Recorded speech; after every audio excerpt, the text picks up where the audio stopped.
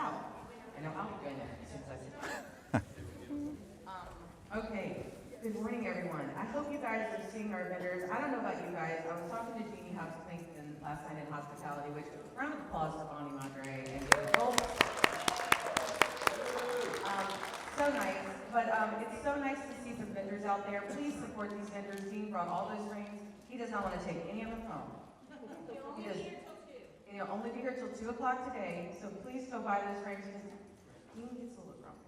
And so if you can just buy the frames, Jessica and I are, yeah. If not, Jessica and I have to go buy them. We already ordered 40 frames. I don't need any more frames. Okay, and to tell you the truth, like selling frames for me covers my utilities. If you're not selling frames, you're really missing out on a lot of extra money. All right, enough from me. Good morning. Good morning. Round of applause for your board of directors, most importantly our co-chair, Lisa Carter. And as always, our AV team. Yes. All right, this is Jared Platt, y'all. He's actually sponsored and brought here today by Adobe, White House Custom Color, and Evoto. So thank those vendors, because Jared came here and negotiated all that on his own.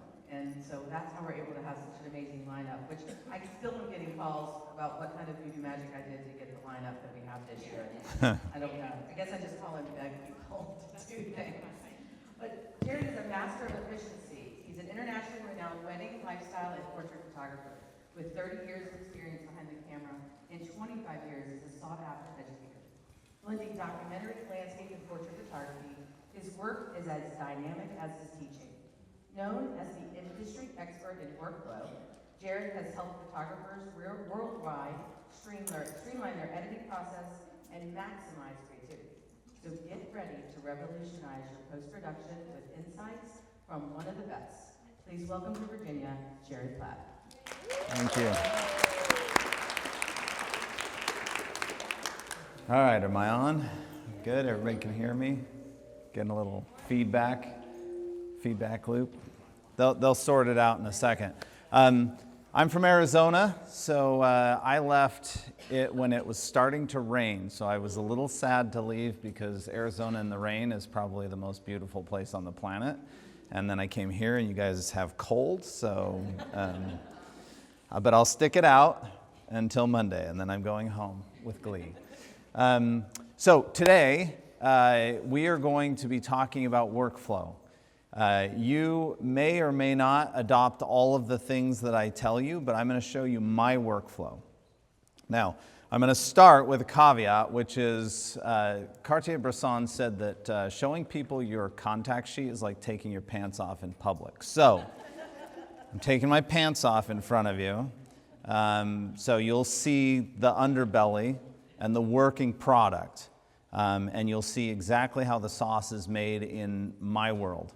I will admit that when I first started digital photography, and I shot weddings back in the film era, and so it was a very different ballgame back then.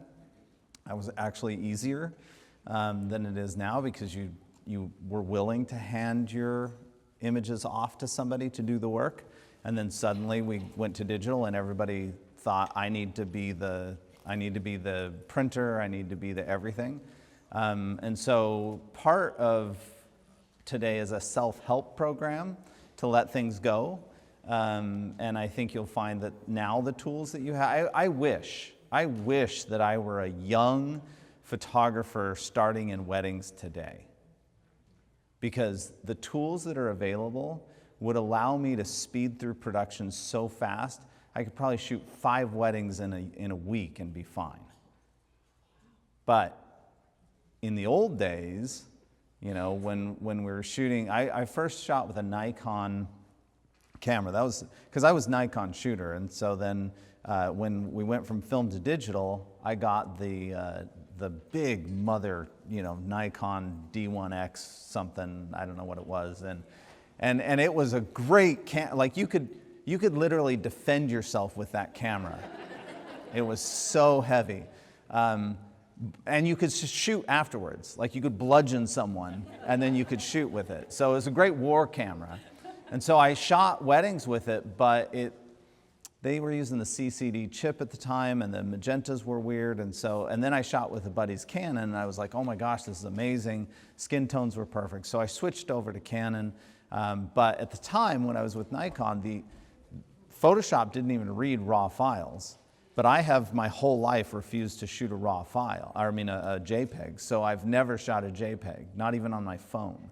And so I would have to go through Nikon's raw processor. It took me 12 hours just to process the images, and I had to babysit it the whole time. So, I mean, it was a really horrible experience. It was about 3 or 4 days for every wedding to get through all these digital images. It was a very bad workflow. And it was at that point that I realized that everybody's going through this. Everybody's going through challenges with workflow, and so I started developing my workflow just as a course of needing to do it, and I realized that everybody else didn't take the time to come up with a workflow. And so that's what this workflow is all about, is to save time. So that, going from about 4 days worth of processing back in 2001,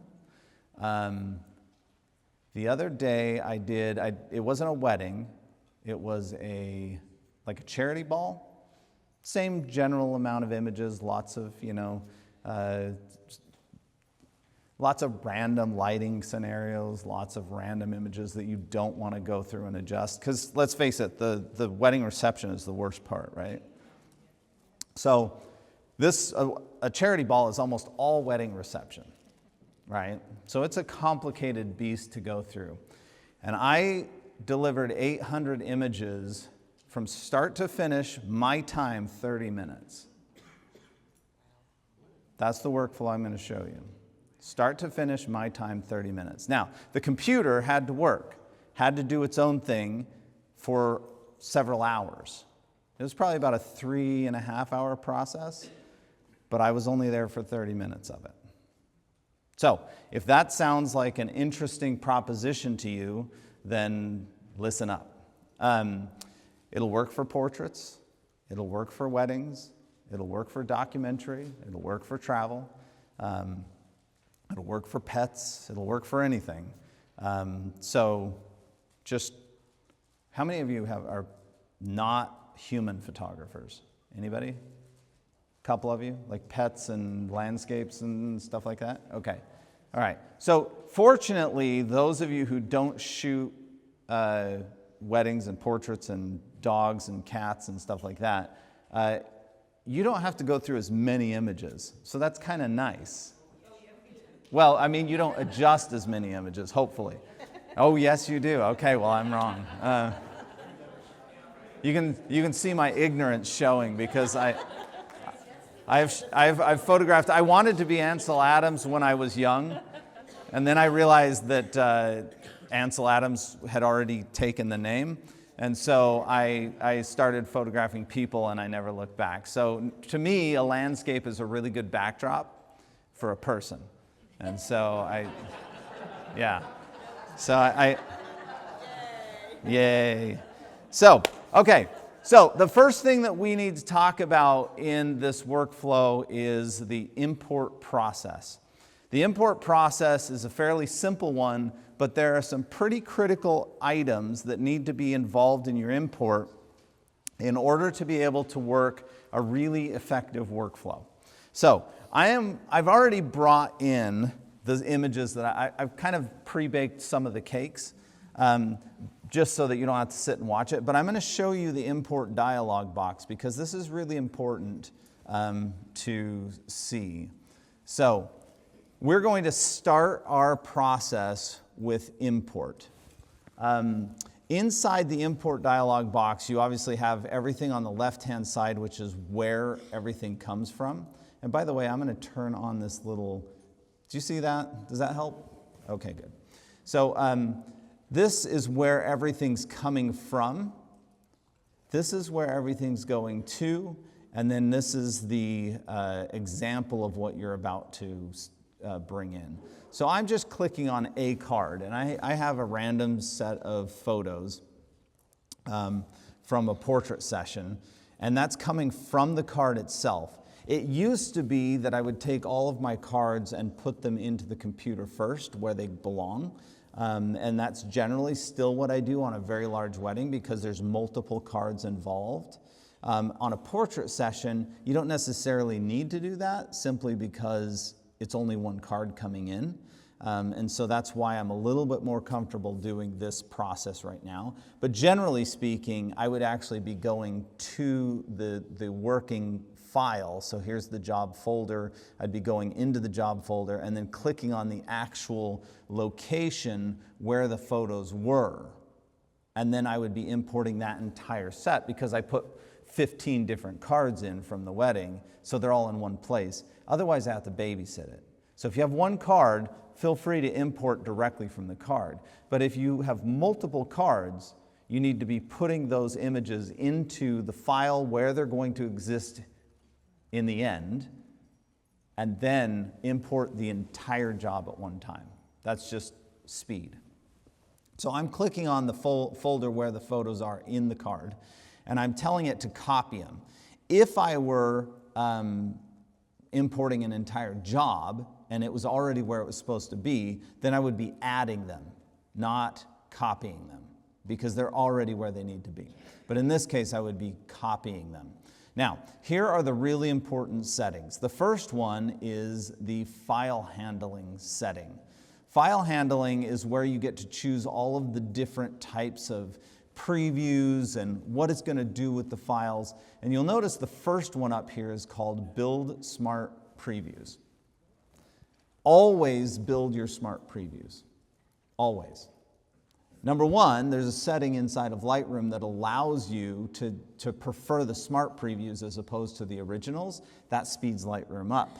So you can use that to speed your, especially if you have a slower computer or if you have massive 60 megapixel files, using the smart preview will speed Lightroom up because it's just using this little tiny raw file.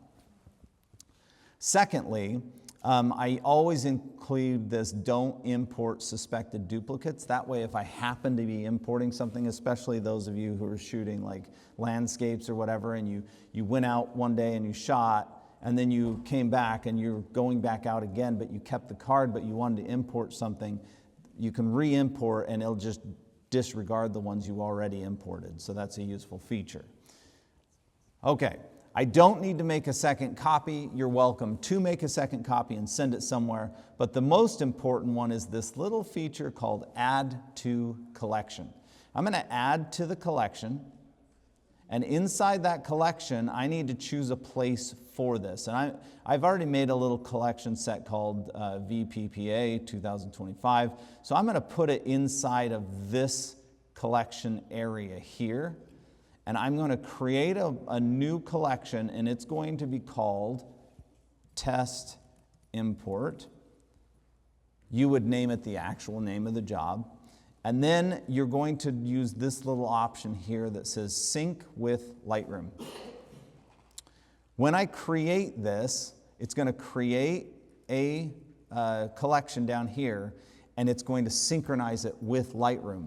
And what that means is it's going to take all these images, it's first going to put them on a disk, then it's going to take those same images and put them into a collection. Collections is what Lightroom uses to tie to the cloud. So then it's going to put them in the collection and it's going to start sending them to the cloud immediately. And you're going to be asleep, or you're going to be having coffee, or you're going to be doing something else. And when you come back, your images will be on the computer, they will have smart previews built, they'll be ready to go, and they'll be on the cloud. And as a result of being on the cloud, they will also be, oh, it's because I don't have it plugged in. That's brilliant. Here, there we go. My reveal, my amazing reveal. They will also be up on your cloud. So I can use my iPhone, I can use my iPad, I can use my mobile device, or I can use a completely separate computer.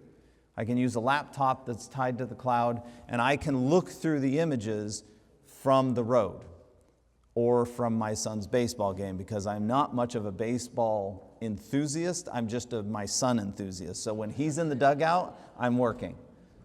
All right? So I can flip through images from a given wedding because they've been uploaded to the cloud while I was importing the images in the first place. All right? So I have access to my images anywhere, anytime that I want to, and I can flag them and star them and work through them on the road, and then when I get back to Lightroom Classic, they're all starred and flagged and ready to go. So all the work that I do anywhere on any device copies to all the other devices, even adjustments, everything. Okay? So that's why we put them in a collection, because collections are the way we get to the cloud. I'm not going to rename my files. I'm not a big fan of renaming them until the very end. And then I'm going to add some keywords to them so I can find them. In this day and age with AI, you do not need specific keywords like bride or dress or flowers or anything like that, because AI can find it. What you need to do is keywords that suggest places that you are. So like, for instance, I could say this is the studio. So it's a studio portrait. So I would type in studio portrait, studio, there we go, studio, lighting, comma, what's that? Oh, sorry, there we go. You're welcome. So I would do studio lighting, I would do portrait, I would do Arizona, I would do like anything that I need to know, where was this taken, that kind of stuff. Stuff that AI couldn't tell by just looking at the photo. But what's that? AI can see that this is a woman. It can see that she has dark hair. It can see that she has long hair. It can see that she has a dress on. Like, it can see all that stuff. What it can't see is what her name is. So those kind of things is what you'd put in the keywords. And then the last thing, when you're importing from a card, you have to tell it a destination where you want to put the final files, which are going to be in the job folder in its own file. Okay, so that is the import dialog box, and it's important that you use all those features. Now, all of you are, well, no, not many of them. Some of you are furiously writing notes, and other people are not. And that's okay, because I have a gift for you. And that gift is that I'm recording this entire session. It will be on a page, and you can rewatch the entire lecture. So you have to give me a few days to put it up there. But don't worry about furiously making notes. If there's something that if you're making a note, it should be more of like like a brain thing that comes to you. If you have an inspiration, put it down. If otherwise, you can go to the website, you can watch it. It's just sitting there waiting for you, okay? That way, if you need to speed through, you can scan through it and find, the nugget that you were looking for, okay? So that'll help you out. Yeah? You're still recommending to import to an external drive? Oh, yes. I always recommend that you import to an external drive because your laptop or your computer, the drive that's inside your computer is working very hard, and so it's very likely that's the thing that fails. It's also very likely that's the thing that gets stolen. And so if you store to a physical drive that's backed up, like a RAID 1, then everything's got 2 copies of it, it's off-site. I keep my Lightroom catalog physically on the computer. And then every time I shut it down, I back it up. And that backup goes on to Dropbox, and Dropbox sends it to the cloud, so I have a backup of my backup. And I have all of my photos backed up on a RAID 1, and so everything's safe. If I lose the computer, it's fine. I'm not encouraging anyone to steal this computer, but if you stole this computer, I wouldn't have a meltdown because nothing important is on the computer. Everything important is at home in a RAID 1 drive, or here, I'm pretending with a little, external drive here, okay? All right. So I'm going to cancel out of this because I've already baked the cake. So we've imported the files, And I've got a bunch of collections here that I'm going to use for the purposes of this lecture. So the first thing that we want to do when we bring in a set of images is we want to cull them. So I'm going to tell you the rules for culling. The first rule for culling is you want to do as little of this as possible. How many of you are wedding photographers? Not a ton. Portraits? Mostly everybody. Okay. So, from a wedding portrait standpoint, there's a lot of misses. If you're doing your job really well, you should be showing the client 5 to 10% tops of everything you shoot. If you're showing more than 5 or 10% to your client, you're oversharing. Okay? 5 to 10%. So if I shoot a wedding with 3,000 images, 300, 400. That should be it. Okay? I shoot me and my team shoot about 5,000 to 6,000 images on a wedding. So we provide, on a long wedding, you kind of have to go 15%, just because there's more activities. And so, we'll share 800 images, something like that. So share less, don't share more. And I always get pushback on that because everybody thinks that people care about the number of images. They don't. They care about the quality of the images. And so don't overshare. Now, what you don't need to be doing is going through your images looking for the blurs and the blinks. You don't need to look at those things. And so there are tools that can do that for you now. So I'm going to show you one of the tools that exists, and it's the tool that I use. And I've used quite a few of them. I've tested quite a few of them. And this one's the one that does the best job at all of these things. There is a tool called Aftershoot. Aftershoot does it pretty well. And the one I'm using is Imagen, and that one does it famously well as also. And I think there are quite a few other tools out there, but you shouldn't be doing the bulk of this work on your own. Now, if you're a portrait photographer, you shoot far less images on a given portrait, unless maybe it's a long senior portrait shoot, then you might be, out shooting quite a bit.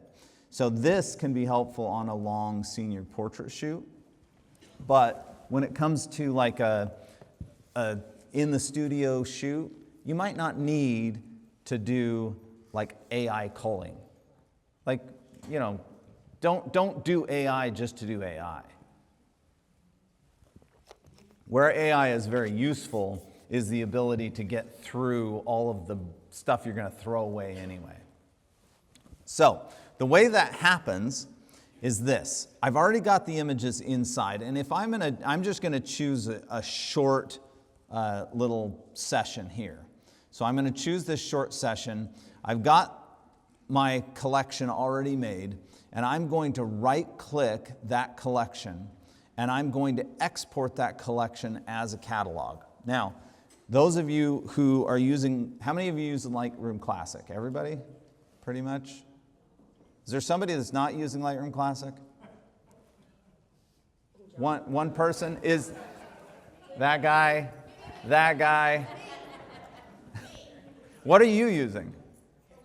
Everything else like Bridge and Besides Lightroom Classic, what are you using in? I don't use Lightroom at all. Don't even have an app. Stop it. Because when it came out, I asked John Waters if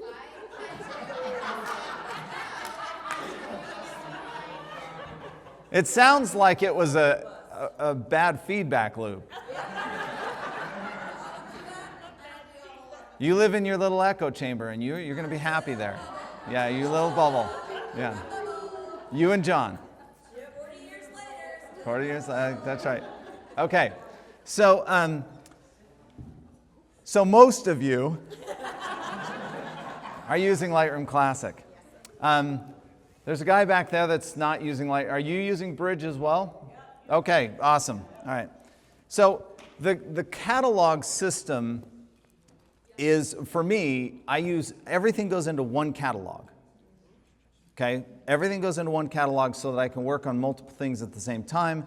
One catalog is the only thing that can share to the cloud. And so if you have multiple catalogs, you can only share one of them. So just put it all in one catalog.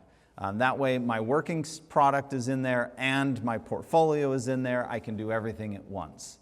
Yeah. How do you create new catalogs like each year or anything? I had No. like one corrupt, which like a couple weeks ago. Yeah. And I'm like, okay. So the question was, do you make a new catalog each year? The answer is no. This catalog has been in existence since 2005 when Lightroom was a beta. It's the same catalog. It has not changed since then. Yeah. So it's been a long time. But I back up every time I shut it down. So the other day, I did lose a catalog. I only lost 3 or 4 hours worth of editing because I'd closed it down and I had backed it up. So every time I close down, I back up. So if you lose it, you only lose up to the last session. Is that, you said you manually back up to Dropbox to the cloud? Is that an automatic? When you close Lightroom, it says, do you want to back it up? You hit yes. It will put it wherever you want it.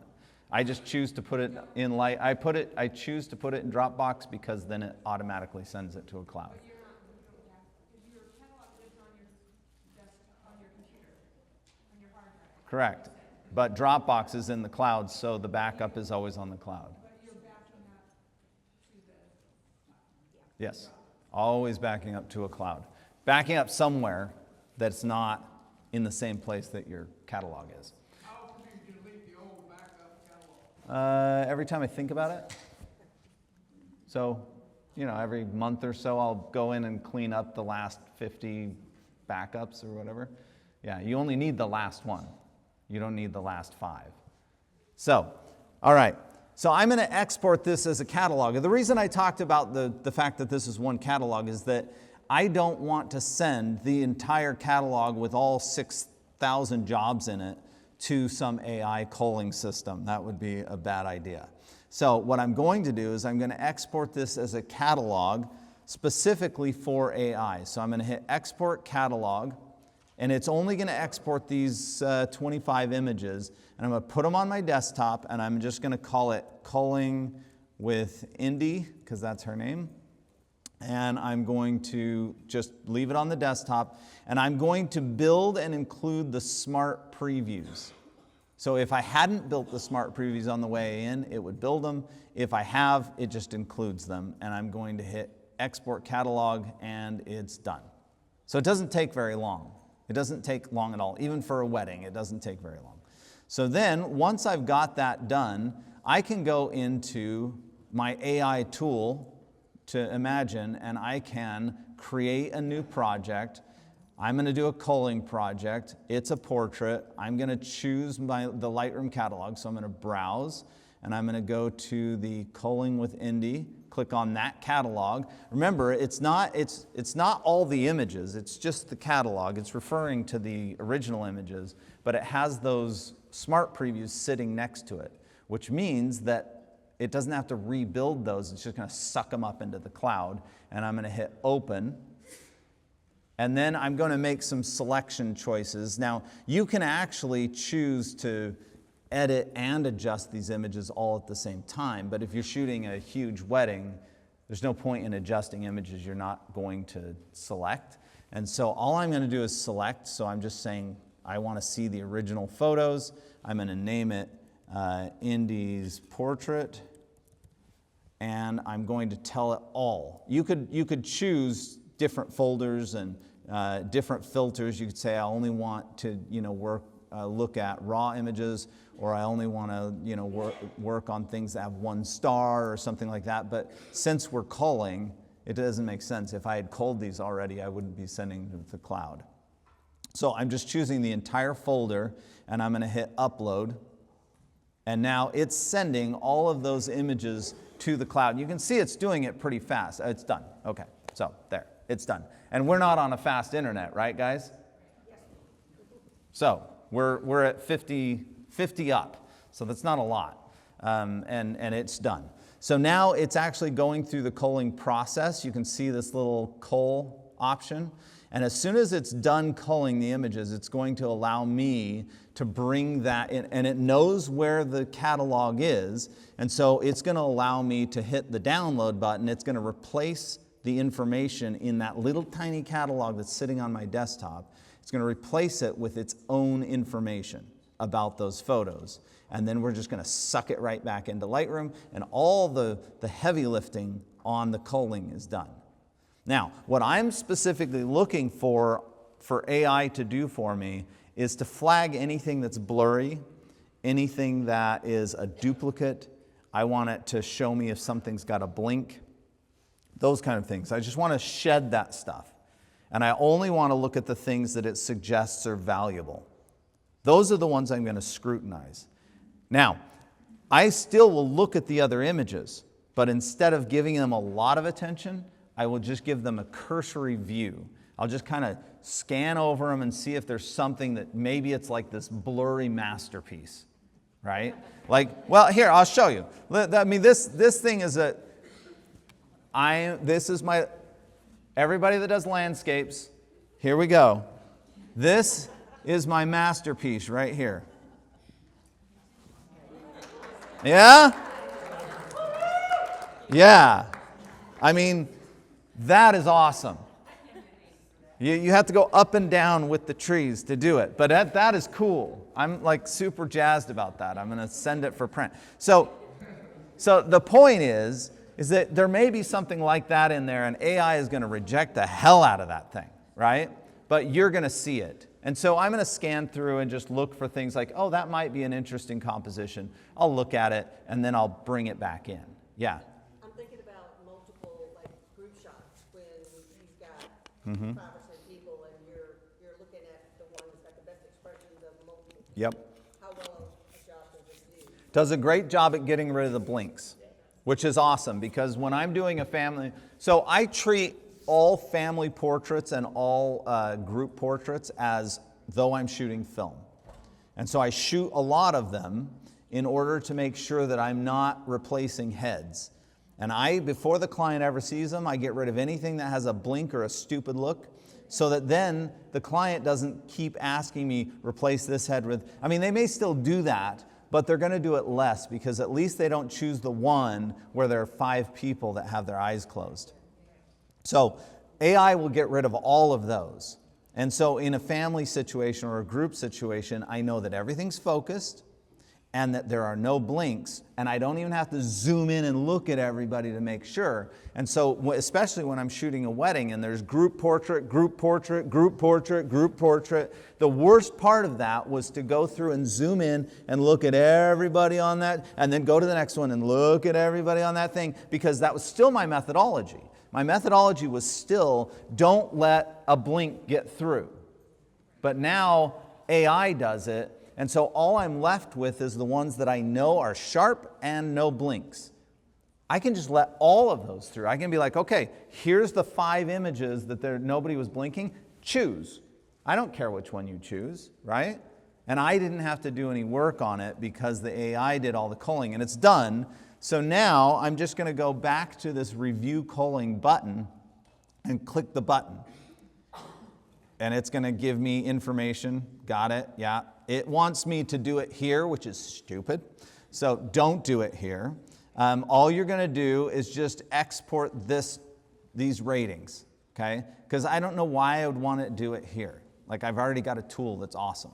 So I'm going to hit export these photos ratings, and it's going to ask me, do you really want to do that? Yes, I do. So I'm going to hit export. Okay, and then don't open in Lightroom. Don't do it. Because you already have Lightroom open, and it's going to close Lightroom and open that little catalog. You don't want to do that. So you just hit cancel, and then you're going to go back into Lightroom. And remember, we've got this little project right here, right? All I have to do is go to File, Import from another catalog. I'm going to go to that little culling from Indy. That's where all the information is. It's already, look, it changed at 9:59 today, which is just now, right? So I'm going to hit Choose. I'm going to hit Import. There. So what it did, and you can tell it how you can use stars, you can use flags, or colors. And what I've told it to do is I want green to be the awesome shots, blue to be the other awesome shots that are just kind of duplicative, and then the nothings are just whatever. And then if there was something that was out of focus or a blink, it would be red. That's it. Yes? So since you can use the colors when you come back, if you've used like your rating system on the back of the camera, because you're going through and you're like, I want to star those, that doesn't get overwritten or impacted then? Well, because you exported your images to this catalog, your stars exist. And then you sent them to culling, those stars still exist. And when it sends them back, those stars exist because I use colors. But if you used stars, it would overwrite your stars, and now you lost all that. Yeah. So just choose your system wisely based on your own workflow, but that's a really good point. Yeah. And in Imagen, do you have to tell Imagen the parameters? Like, it already has a set thing. Yeah, there are some parameters that you can give it, like I want more, I want less. I told it to be pretty persnickety, and so it did it. And I'm amazing, and so there's no blurry shots. I'm sure there were blurry shots in the original set of images, but I just wanted to show it to you quickly, so it's, whatever. But it would show a bunch of reds in there if there was blinks and and you get to choose the parameters on how much you allow through the gate. What about percentages? Like you've got 2 greens out of those 25-ish images. Does it? It depends on your parameters. I really, made the gate small.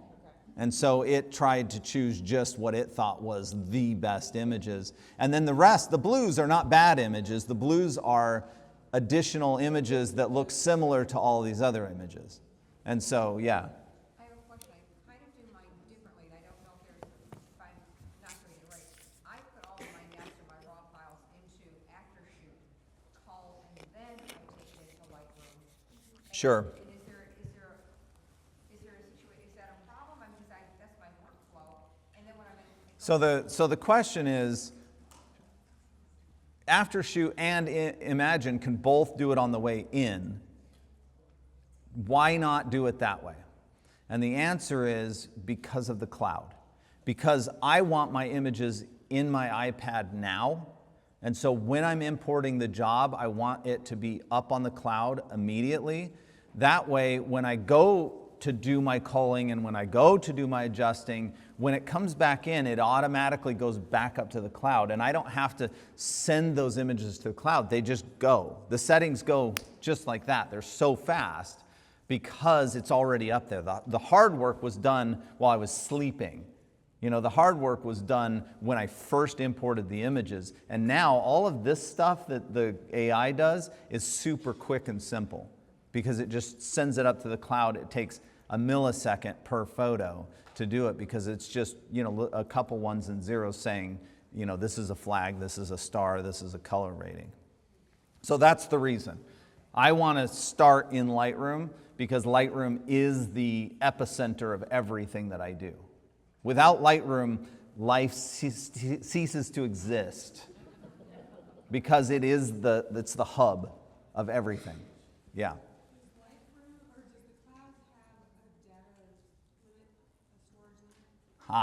This is my favorite topic. So the question was, does the cloud have a data limit or a storage? Yes, it does. If you put images on your phone in Lightroom, which all of you should have Lightroom on your phone, because that's how you're going to win a free year subscription. So put it on your phone so that you can win, just if for nothing else, so that you can win the subscription. But also, this is where you're going to share to Instagram directly from Lightroom. Oh my gosh, that is life-changing. Yeah, it is life-changing. So I share, so I can't, now you're making me reveal I have to do it.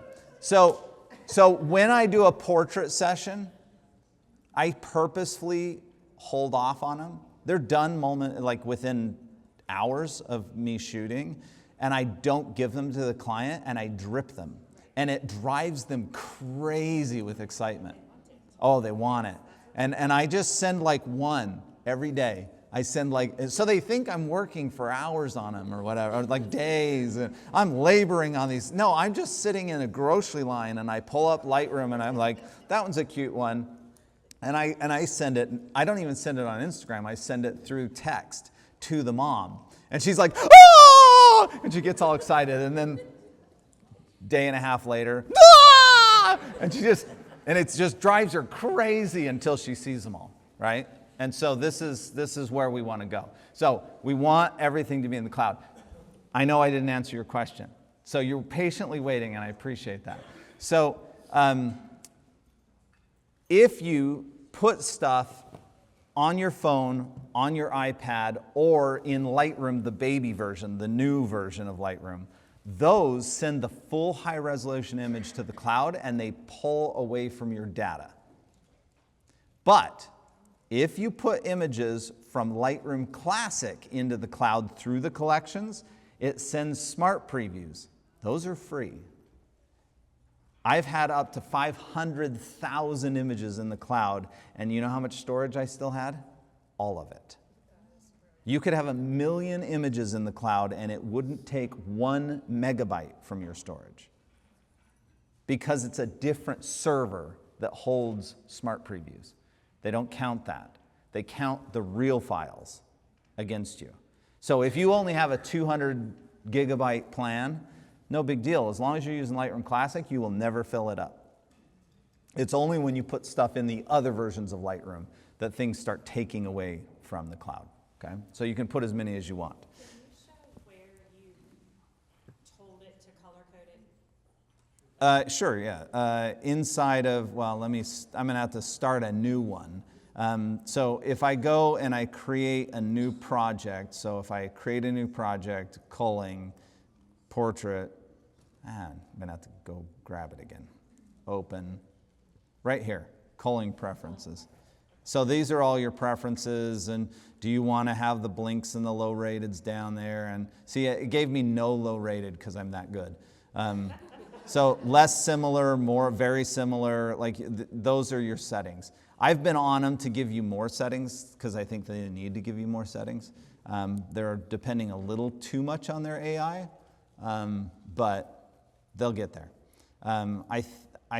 Arguably, you could say that Aftershoot is slightly better at culling, but Imagen is so far superior in adjusting that it makes sense to use one tool instead of two. Yeah. Yeah. Yeah, yeah. Who is your cloud service? Is it Lightroom? Is that the cloud service, or do you have another cloud service? Well, I use Dropbox to back up my things and store documents and crap like that. So that's my cloud service. But Lightroom and Adobe is the cloud that we're talking about. When I talk about sharing to the cloud, it's Lightroom. It's part of your service. In fact, I like to say you're not actually paying a subscription for Lightroom and Photoshop, you're paying for the cloud. That's what you're paying for. That's why you have a subscription, because it is so incredibly useful. So I would pay almost any price for the cloud. Seriously. I mean, I am running a business, and this thing runs my business. The amount of stuff that I do because of that cloud makes it worth it. So, yeah, you're not paying for Photoshop, you're paying for the cloud. So, all right, let's keep going. So now that I have this, I can look at, I don't necessarily have to look at the ones that are not flagged, but I definitely won't be looking at the red ones. And so then what I'll do is I'll take these blue ones and I'll click the N button just to survey them and look at them and be like, okay, you know what? I do like this kind of sleepy, doughy-eyed look. And so I'm gonna flag that one. And then I'm gonna go to this set here, and I know that they're all sharp. It's okay, but there. So smile, good. Let's look at the rest of these little blue ones here. No, no, no. Well, that's cute. So it doesn't realize that that's cute. This is cute. All right. And then I'm going to look at these set here. I know this is the green one. That's obviously the right choice. That's a beautiful image. This one looks a little angry, so we'll skip that one. And for those of you who are pet photographers, there's our pet photography for the day. This one's cute. See how it's a blue? So all of these images it thought were pretty acceptable, and I think it was pretty right. So I'm choosing there. Okay, so now if I sort in the attributes by there, that's my set of images that I'm going to provide to the client. Now, on a wedding, that's incredibly useful. On a portrait, it's not all that critical because you could do that as well.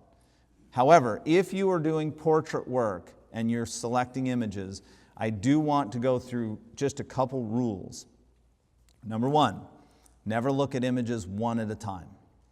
Compare them to each other. The only time it's acceptable to look at images one at a time, and this goes for landscape, by the way, too.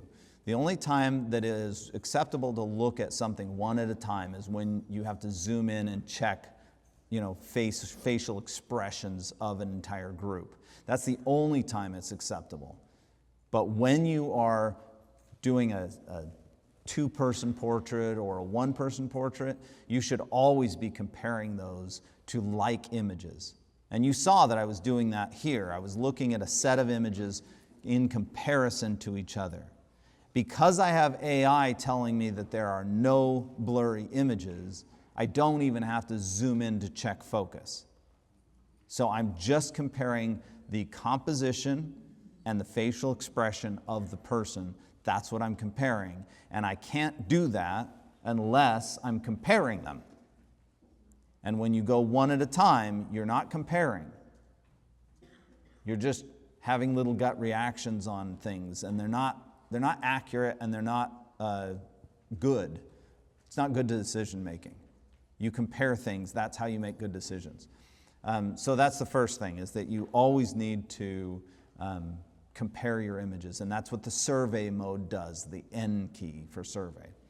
The second rule is that you need to make sure that you're doing it based on an inclusive mentality as opposed to an exclusive mentality.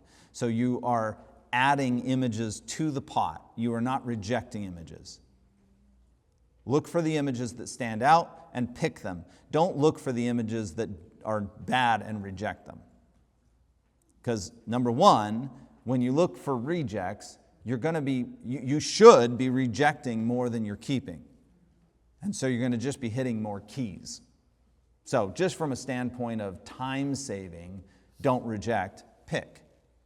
But also, this is the self-help portion of the meeting, you will feel better about yourself if you say, I'm awesome, I'm good, that's great, this is lovely, right? You're going to feel good about yourself at the end of a culling session. But if you're saying, this sucks, I hate this, I'm horrible, by the end of that, you're gonna feel pretty bad, and you're gonna need like some kind of a pill. All right? So, the fentanyl problem should keep you from taking the pills, right? So just stop rejecting, start picking. The only time I use the reject key is when I want to note something as, oh, why did that happen? Is there a problem with my lens? Is there a problem with my flash? And I'll reject it so that later I can sort by rejects and say, what did I need to investigate, at the end of the session? Then I can go, okay, there were 3 images that I was curious about what happened. Oh, it's a flash issue. I better test that flash or something because I keep seeing the same thing happen, right? It's just a note, check this thing. Okay, so that is the culling process. So if you're doing weddings, please use AI. It's simple. Just bring it in, export it, send it to AI, bring it back into Lightroom, and it will give you the heavy lifting will be done. And then you can go and check it and add your own selection to it. Yeah. Question down here. Yeah. You pulled up a comparative view earlier. Yeah. Can you go back to that and how you set that up? Because you were like just pressing one button and moving side by side or So what I was doing, I'm clicking on an image, and then I'm looking for like images, and I'm usually doing this down in the film strip. So I shift click to that, and then I hit the N key for survey, and then the tab key gets rid of the sides so that you have more real estate. And then I'm just clicking on the next image, and then shift clicking to that image, and it's pulling them up. So I'm literally just click on one, shift click to here, and I'm trying to pull up images that are similar to each other, and that's how we do it. Yeah? Okay. Okay. So I've got my list of things that I want to talk about. Okay. So the next thing that we need to do is we need to adjust images. And what I'm going to do is I'm going to go to a set of images. Because how many of you shoot more than one portrait in a day? Okay. So, and are some of them you go outside, some of them you're inside, you're at the portrait, or you might in the same session go inside and outside. And okay, so now all of a sudden we're in wedding territory, where we're doing all sorts of different things all at the same time. It's just and now, especially when you're doing senior portraits and you're going out. So I'm going to go to a senior portrait here. And you can see that I've got, this scene, and then we go away from that scene and we go to this scene. It's similar, it's in the shade. Then we're going to go to a whole different scene, which is down here, and her playing the harp. So like there's a whole bunch of different scenes there. And then here's this same situation, this adjustment here, or this portrait here, and then I've got some, portrait here, old man in the sea, this guy. And then I've got, this one, which is actually no flash whatsoever. It's just like, your typical, oh crap, they want a portrait. I need to, this is my friend's. We were on vacation and they like, hey, can we do a senior portraits while you're here? And I'm like, I didn't bring any flashes. So, and then there's the portrait sessions inside. So we've got all of these different options. I'm going to grab a couple of these. So I'm just going to grab like this many of this, and I'm going to just drag these into that same portrait session here. And then I'm just grabbing some so that we can, vary it up so that we have lots of different images to look at, right? So I'm just gonna, and I'm grabbing some that purposefully have slightly different exposures to them. So like this set right here, let's see. There, I think all those, yeah, okay. So now, if I go here, you can see that, like, I'm gonna pull these up. See how there's some that have a little darker, and then the flash started lighting her, and so we've got different. We have a couple finished files in there, so I'm gonna have to hold on. I'm gonna go to the metadata, and I'm gonna sort by anything that's actually finished, and I'm gonna get rid of it. Okay, so there. So now we just have raw images. And I'm going to take all of these images and I'm going to right click and I'm going to export them. Remember, we're going to AI. So I'm going to export them to the desktop and I'm going to say portrait adjustments. And I'm using the smart previews that are in here. And you might ask yourself, he only has this one image selected. Is it only sending one image out? No, because I right clicked the collection. Same thing's true if you right-click a folder up in the folder area. It's going to take everything that's in that folder or collection, and it's going to make a catalog based on that. So you can have one selected or none selected. It doesn't matter. You're right-clicking the actual folder. Portrait adjustments, export that, Done. Okay, so it doesn't take very long to do this. And now I'm going to go to my AI tool and I'm going to go to the projects. Let's cancel this. Oh, wait, let's leave the project. Okay, so I'm going to go to, this is important now. Now that we're entering into the more difficult arena of adjusting your photos, it has to know what you like your photos to look like. It has to know your style. So I'm going to go to a place called Profiles. And inside the profiles, I have two different profiles. The first profile I made with 13,000 images. So when you make these profiles, you basically take all of your past images that you've adjusted, raw images, not your TIFFs, but your raw images, what you've done to them, and you put them into a collection.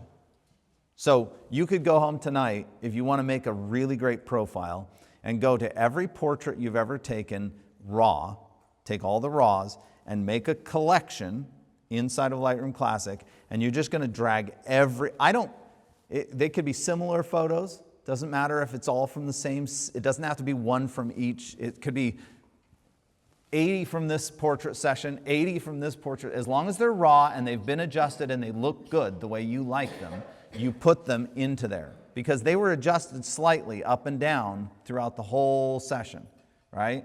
You were adjusting contrast and adjusting brightness and all that kind of stuff. So you're going to take everything. And I started with 13,000 and it was good. But once you get over the 17,000 range, much better. If you can give it 30,000 images, even better. Like the more images you can give it, the more accurate it is. But when I got to 17,000, it was dead on accurate.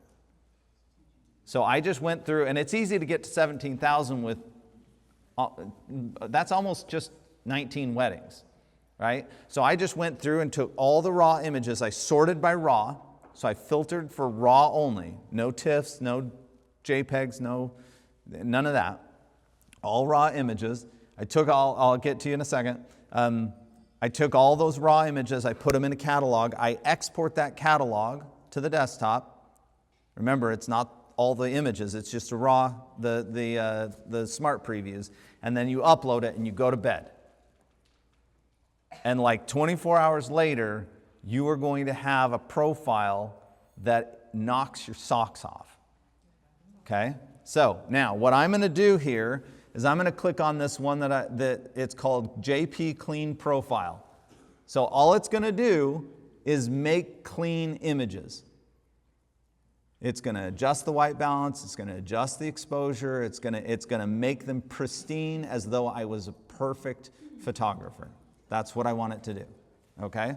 So I'm going to use this to edit, and then I'm going to browse to my catalog, and I'm going to go to my portrait adjustments, and I'm going to click on portrait adjustments, and I'm going to hit open.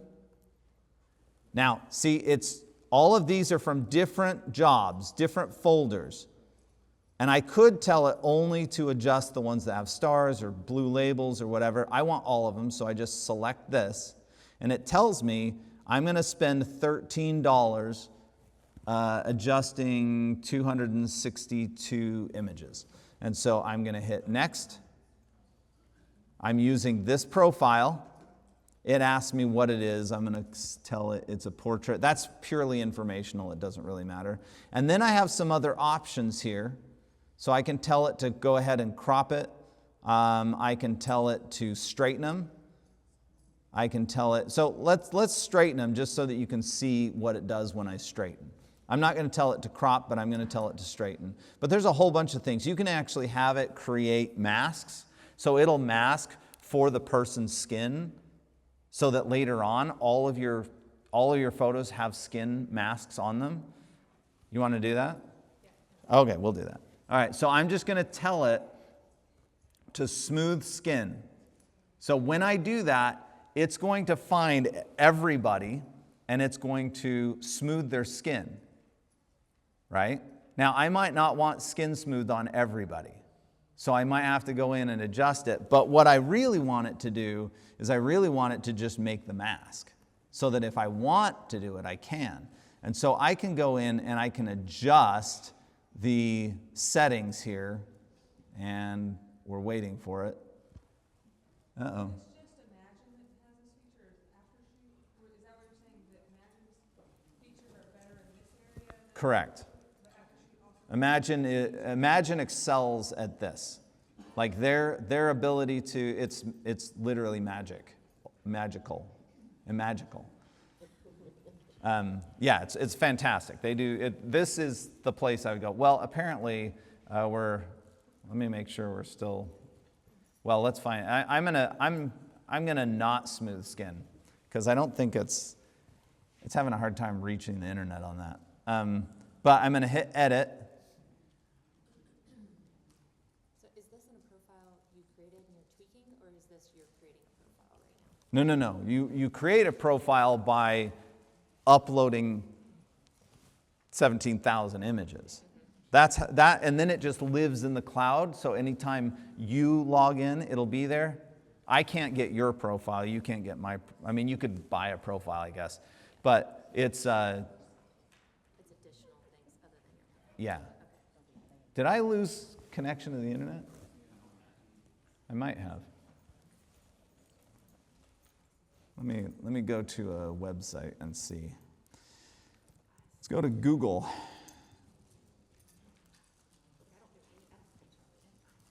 Yeah, I think we lost internet connection. Can you go back to your settings and see? Yeah, we're on it. Okay, well, I'm going to go. This is why we can't have nice things. I'm circumventing the internet real quick.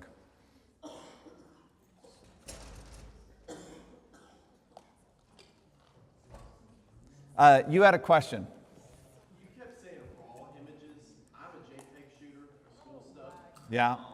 So when you say raw images, you refer to edited images that I've exported and given to a client or whatever. You do not mean raw images straight out of camera. I'm putting those in my profile. My profile consists of my already edited, delivered images, or the unedited ones. So,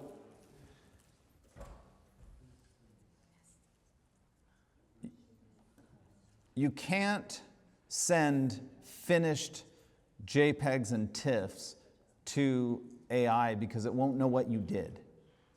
Okay. It has to have the data. So that's why I'm sending it raw images that have adjustments, so that it knows when he sees this kind of black, he wants it to look like this, and when he sees this kind of white, he wants it to look like that. So I already shot it in JPEG straight out of camera. Kind of. I don't know because, again, I admit I have never shot a JPEG in my life. Literally, never. I mean, not even with a phone, nothing. I went from film to RAW.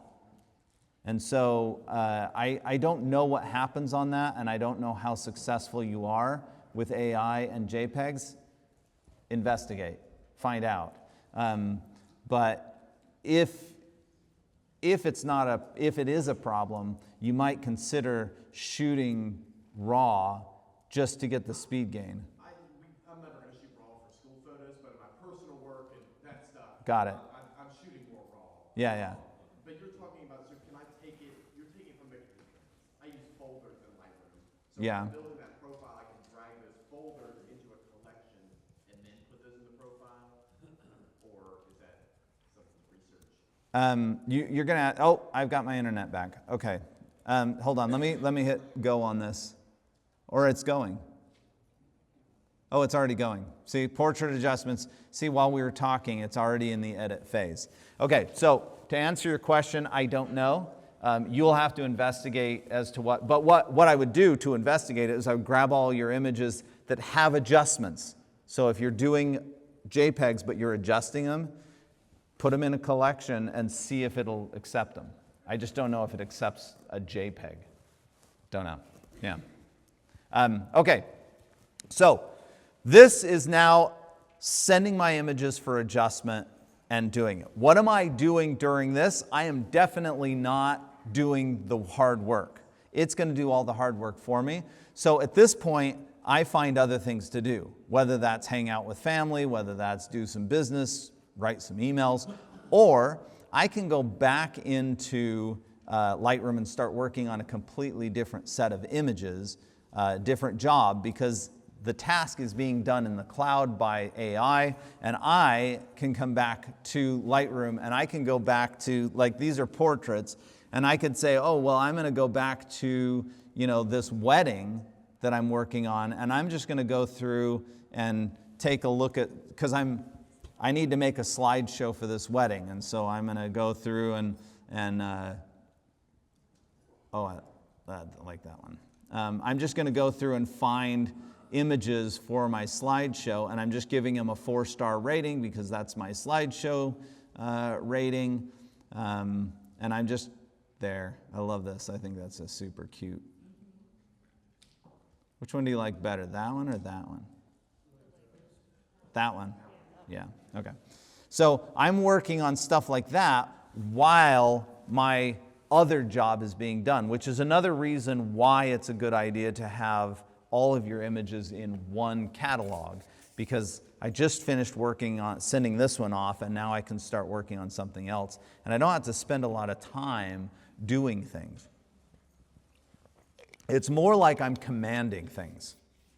You know, I'm assigning tasks to my system and letting the system do the work, right? Okay. So any other questions on that? So Yeah. as far as an efficient, I send my raw images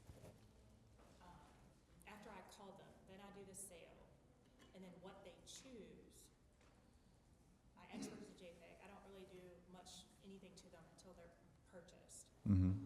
So I feel like there's something in my workflow that I could improve because I send it to retouch up. Okay, so all right, I'm gonna recap. So, what's your name? Denise. So what Denise does, correct me if I'm wrong, but this is probably most people's workflow.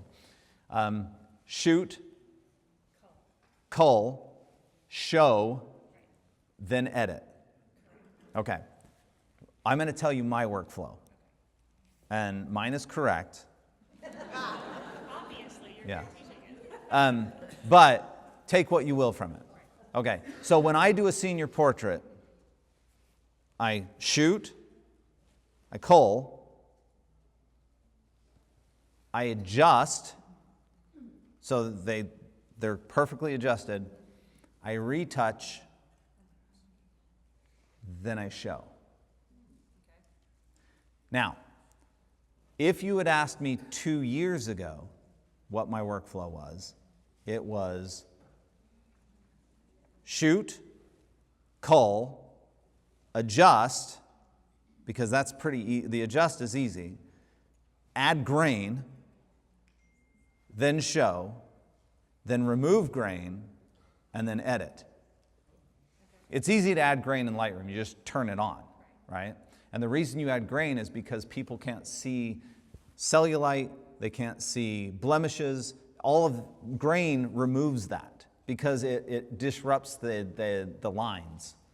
And so everybody's skin looks better with grain. So if you want nice, smooth skin on a quick edit, but you don't want to retouch, just add a lot of grain. And people will be like, oh, I look beautiful. And then just make sure you turn off the grain before you go edit it, right? And you don't have to add the grain back. Just use it for showing purposes. Okay, but as of now, because of AI, we're going to retouch every image. This wedding, the one you're looking at right now, this wedding, every image was retouched before the client saw it. Every person had a little bit of skin smoothing. Nobody has a blemish on them. Very few flyaway hairs. Everybody looks awesome. They don't look glossy or whatever, but they look awesome because I'm going to show you how to retouch every image just like that. So now, if I do a senior portrait, their blemishes are gone. And how much better is it to do a sales session when the person looks awesome in every single photo. And if they want the photo, print, done. I don't have to go back to it. So you're after, when you send it to your lab, it's, Right. that part's faster. Yeah, and I don't have a like a studio viewing area. So all of my stuff goes on SmugMug. And so then everybody sees it there and they print from there. They order from there. And so when they order a print, I hate having to receive it back and edit it and then put it back up. So my print delay is off now because everything that's up there just goes straight to print because of AI. Okay? So, what's that? No, we're gonna do that in Evoto. Yeah. But we're not gonna Evoto you can go crazy in Evoto and it looks awful. But you can go light in Evoto and it looks perfect. I'm just wondering, So, cost of retouch-up versus that, it probably would save you money. oh, it will. I guarantee you it will save you money because you're paying pennies per edit. So that's my workflow now. Okay. All right. So let's see where our adjustments are. They're done. Okay. So now I'm going to download and review the same way I did with the culling. So I hit download, download the edits, continue, yes. Let's see, download the edits. Oh, yeah. Okay, and again, don't open the Lightroom catalog because it's that little tiny one. We're going to go back into Lightroom. We're going to hit File, Import from another catalog, and we're going to choose that adjustment catalog, and it's going to bring them in. And now let's go back to our, import. And let's go back to our little collection here. See how it's straightening them? It's adjusting them. You can see them all kind of adjusting if I go fast enough. See, they're adjusting. And now, oh, there we go. She's adjusted. So let's just peek in on this one. Looks great. Let's peek in. Oh, let's peek in on this one. This will be interesting. Okay, good. Let's peek. Oh, let's look at this one. Okay. There was no flash, so, you know, it was just ambient light.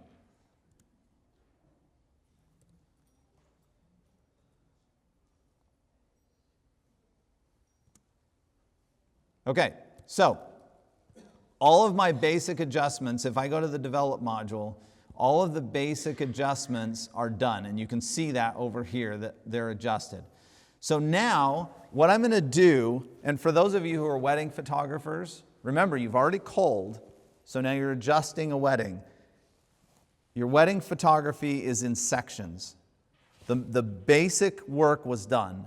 Now you're just going to grab a section of images that are similar to each other, and maybe they have a problem. Maybe there's an adjustment issue. Maybe they're a little too bright, or maybe this section you want it to be warmer or cooler, right? And for those of you who are in portraits, the same thing is true. You've got a set of images here, and you look at them and you're like, oh, well, this set of images could probably be a little brighter and a little more contrast. So what I'm going to do, instead of going to the Develop module, because I want you to look at these settings over here.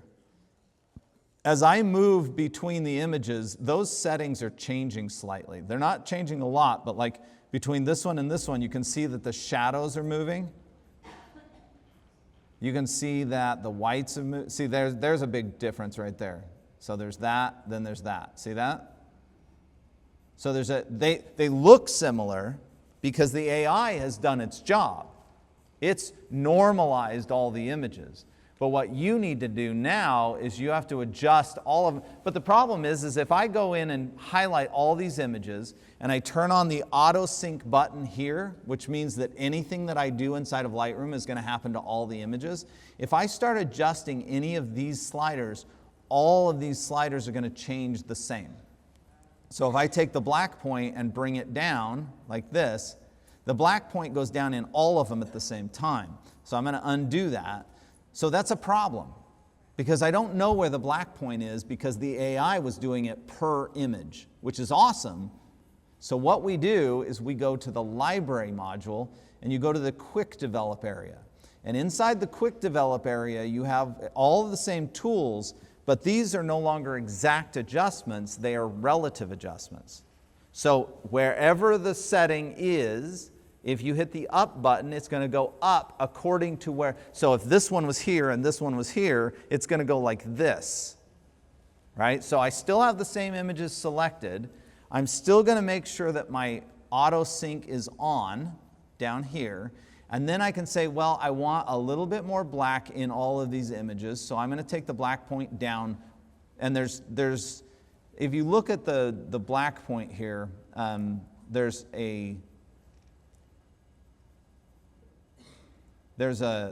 2 arrow and there's a 1 arrow, and then there's a 1 arrow up, and then there's 2 arrows. And if you hit the shift key, the middle arrow gets smaller.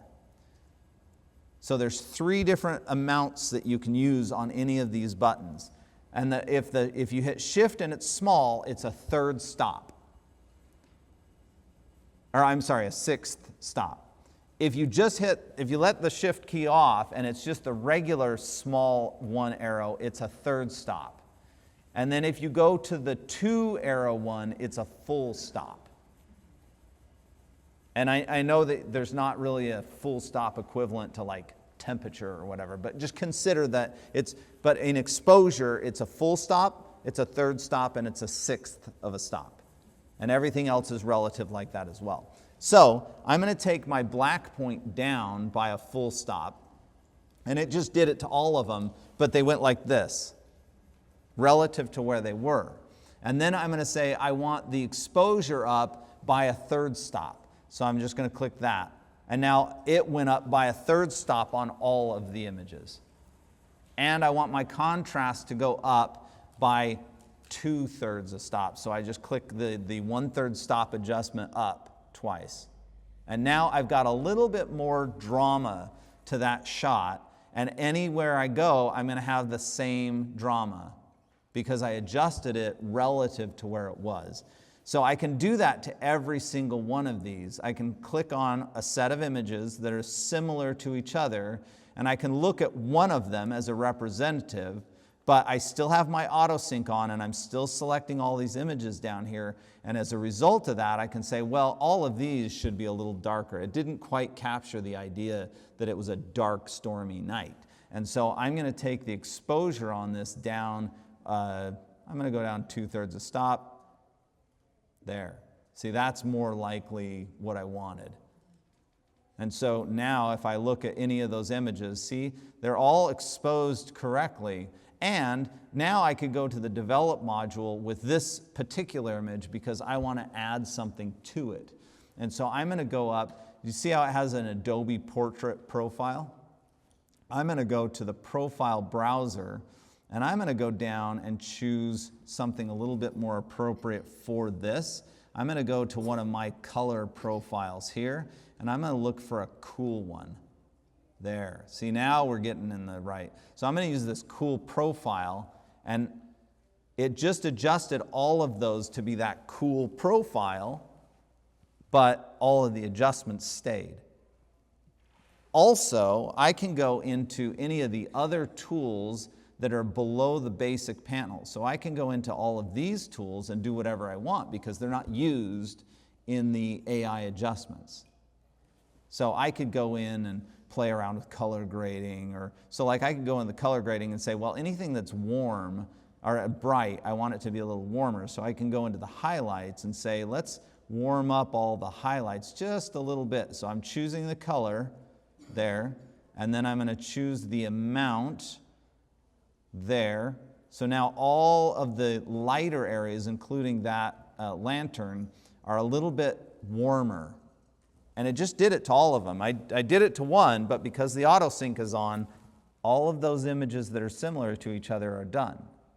And so I'm spending my time doing creative work. Let the AI do the grunt work. When I was a film shooter, I handed my images to the production house, And they printed the proof prints, and their system is what adjusted the images to make them look good per print. And I trusted it, and I let it do its job. That's what I do today. I let the AI do the grunt work, and then I come in and do the creative work. That's where your talent is needed. You don't need to be adjusting every single image. Okay? So you're going to let the AI do the work. Now, if you're in a controlled environment and you're in your studio and you've got your photo lights on and you're taking one portrait today, you don't need the AI to do it. Because every single image should look exactly the same. Highlight all the images and adjust them with the auto sync on, and you will have to adjust one image and the whole set will be done. So don't let anyone mistake me for saying you should use AI on everything. What I'm telling you is that when you have volume of work and it's outside and it's inside and it's all over the place, this AI will do it like that. At least the grunt work will be done. And then you can go in and you can work on all of the other stuff. Like for instance, I can come into an image. Let's go back to our grid and find this set of images here. So all of these images with the harp, I can go in and I love this. I love this. That's great. So, but what I want to do with this is I want to find her skin and smooth it. So I'm going to click on the mask, and I'm going to tell it to choose the person. I'm going to tell it to choose her facial skin, her body skin, and her lips, and I'm going to hit create a mask. And the AI that's inside of Lightroom now is finding all of the places where her skin exists so that I can do something specifically to her skin. And now that it's found every instance of her skin, I can go into that mask itself and I can bring the highlights up just a little bit, I can bring the black down just a little bit, and then I can go down to the effects and take the texture out just a little bit, and I'm going to go up to the contrast and remove a little contrast because removing contrast helps to get rid of wrinkles and inconsistencies in skin, stuff like that. And then I can even take the warmth of her skin up just barely there. Okay, so now that I've done that, it's done to all of them, and I did it to one. And I'm going to zoom in on it. I'm just going to take a look at how well we did. So that created a mask for each one? Yeah, that just created a mask. So, there, that's better. Yeah, so this is before. That's before all the adjustments and after with the smooth skinning. If you want it smooth skinning, skin smoothing. Yeah. Okay, this is just the skin. See that? Just gave her a glow, right? That's all we want, just a little glow. I don't need to go in and remove her blemishes. That's not what I'm about. I'm not after removing her blemishes because I have another tool that can do that. And it can do it perfectly. So I don't need to do that. What I'm doing is I'm just trying to create the basic structure of the photograph. A lot of the times I'll do, like on a portrait like this one, I'll take a set of images like this, and I'll go in and create a radial gradient. This is one of my favorite things to do, so pay attention. I'm going to draw my gradient like this for the photo. That looks about right. I'm going to invert it by hitting the quotation mark key. So it inverts. So now everything that's red is what's going to be affected. And I'm going to take my exposure down. See that? So it kind of creates a rich, yeah, I like that. The problem is it's also crossing her. And I don't want that. So I'm going to then click on this subtract option. Click subtract. And then I'm going to say, I want to subtract the subject. So I'm not subtracting the person, I'm subtracting the subject because that thing she's sitting on is also the subject. So I'm subtracting the subject, and it just found all the subjects, and it just removed them. So now this is before, this is after. Before, after. Okay? And that just richens up the photo a little bit and kind of gives us a, but I did all of that at one time, and if I go to any of these photos, it's got the same, see, same situation going on, because I'm using AI to do all the heavy lifting. I don't need to do one at a time. I never do anything one at a time, ever, ever, ever, ever. I'm like Winston Churchill. Never, never, never do things one at a time. What? I've noticed when I do that, I have to update the mask for each photo. Like I have to go to each photo and click the mask. There are certain times when if you create a mask across a bunch of images, that you have to update the photos. But usually what happens is you've created a mask and then you did something else, like you did some kind of major adjustment in the basics area, and when you came back it had to adjust it because you did something that changes the mask. And so it has to recalculate the mask. So that's usually what occurs. But yeah, occasionally that happens. They're working on a fix where hopefully you'll be able to click a bunch of images and say update all masks, and it would just go through and re-update all the masks. So yeah. Okay, so now that we have a bunch of images adjusted and we like the way they look, now we have to find a way to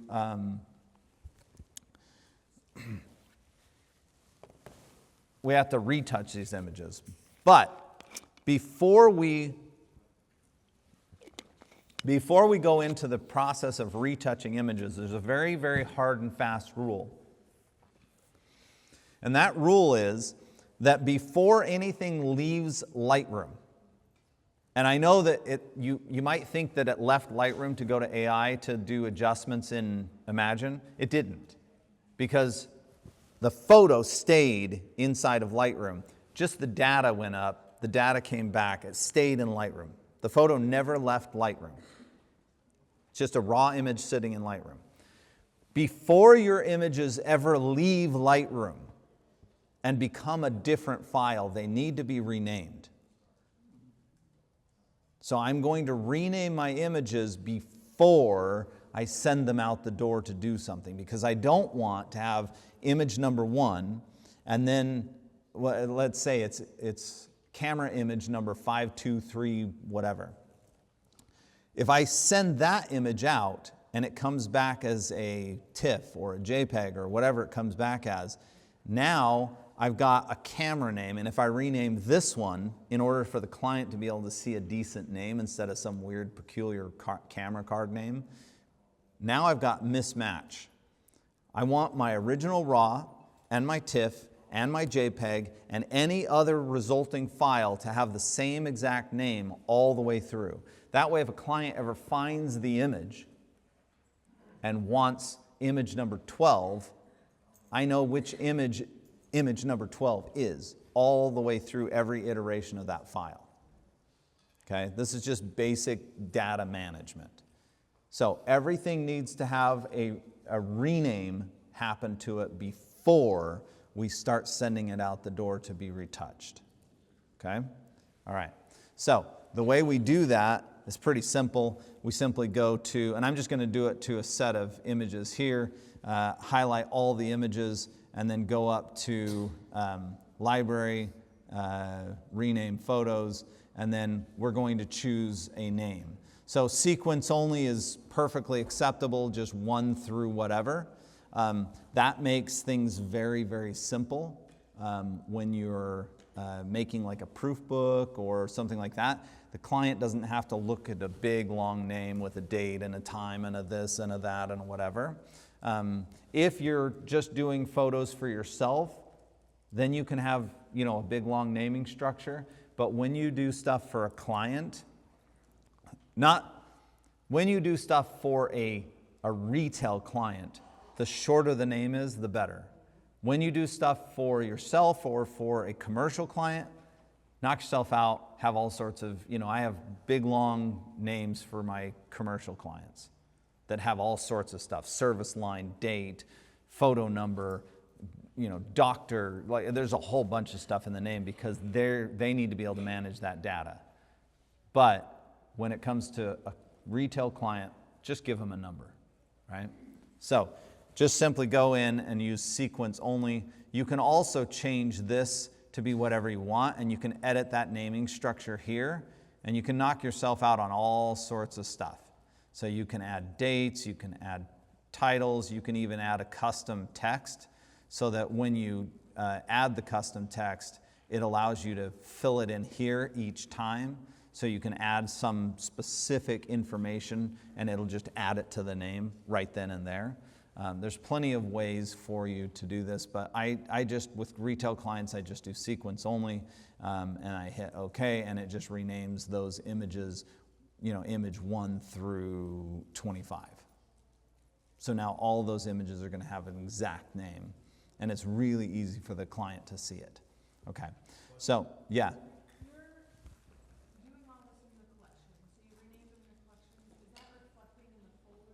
Correct. Anything you do in a collection doesn't really exist. It's a virtual area. And in actuality, it's a little bit problematic that I'm showing this to you in a collection because I do everything in the folders. But this is the only way to keep organized when I've got a working collection of photos. So I'm actually literally showing you images that I'm working on. And so I make virtual copies and I put them in collections so that I can keep them organized for you, right? That's not to say that I don't use the collections. I use the collections intensely to get to the cloud. When I'm doing this, I'm actually working in a folder. Yeah.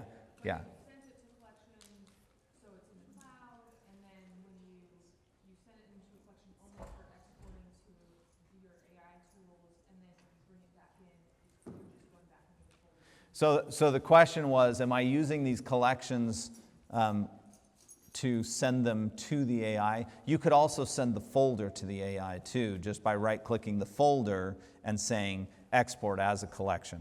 So folders, for our intents and purposes today, folders and collections are almost the same. I'm using these collections almost as folders, but you could do it either way. You can do it from a collection, or you can do all this from a folder, either way. The difference is a collection, I can have multiple photos in different collections that are exactly the same image. So for instance, I have this portrait session, I have images in this collection, but I also have the same images in this collection here, right? And they're not duplicates. They're the same. Yeah, it renamed them everywhere. But your actual workflow is just sending direct from the folder. Correct.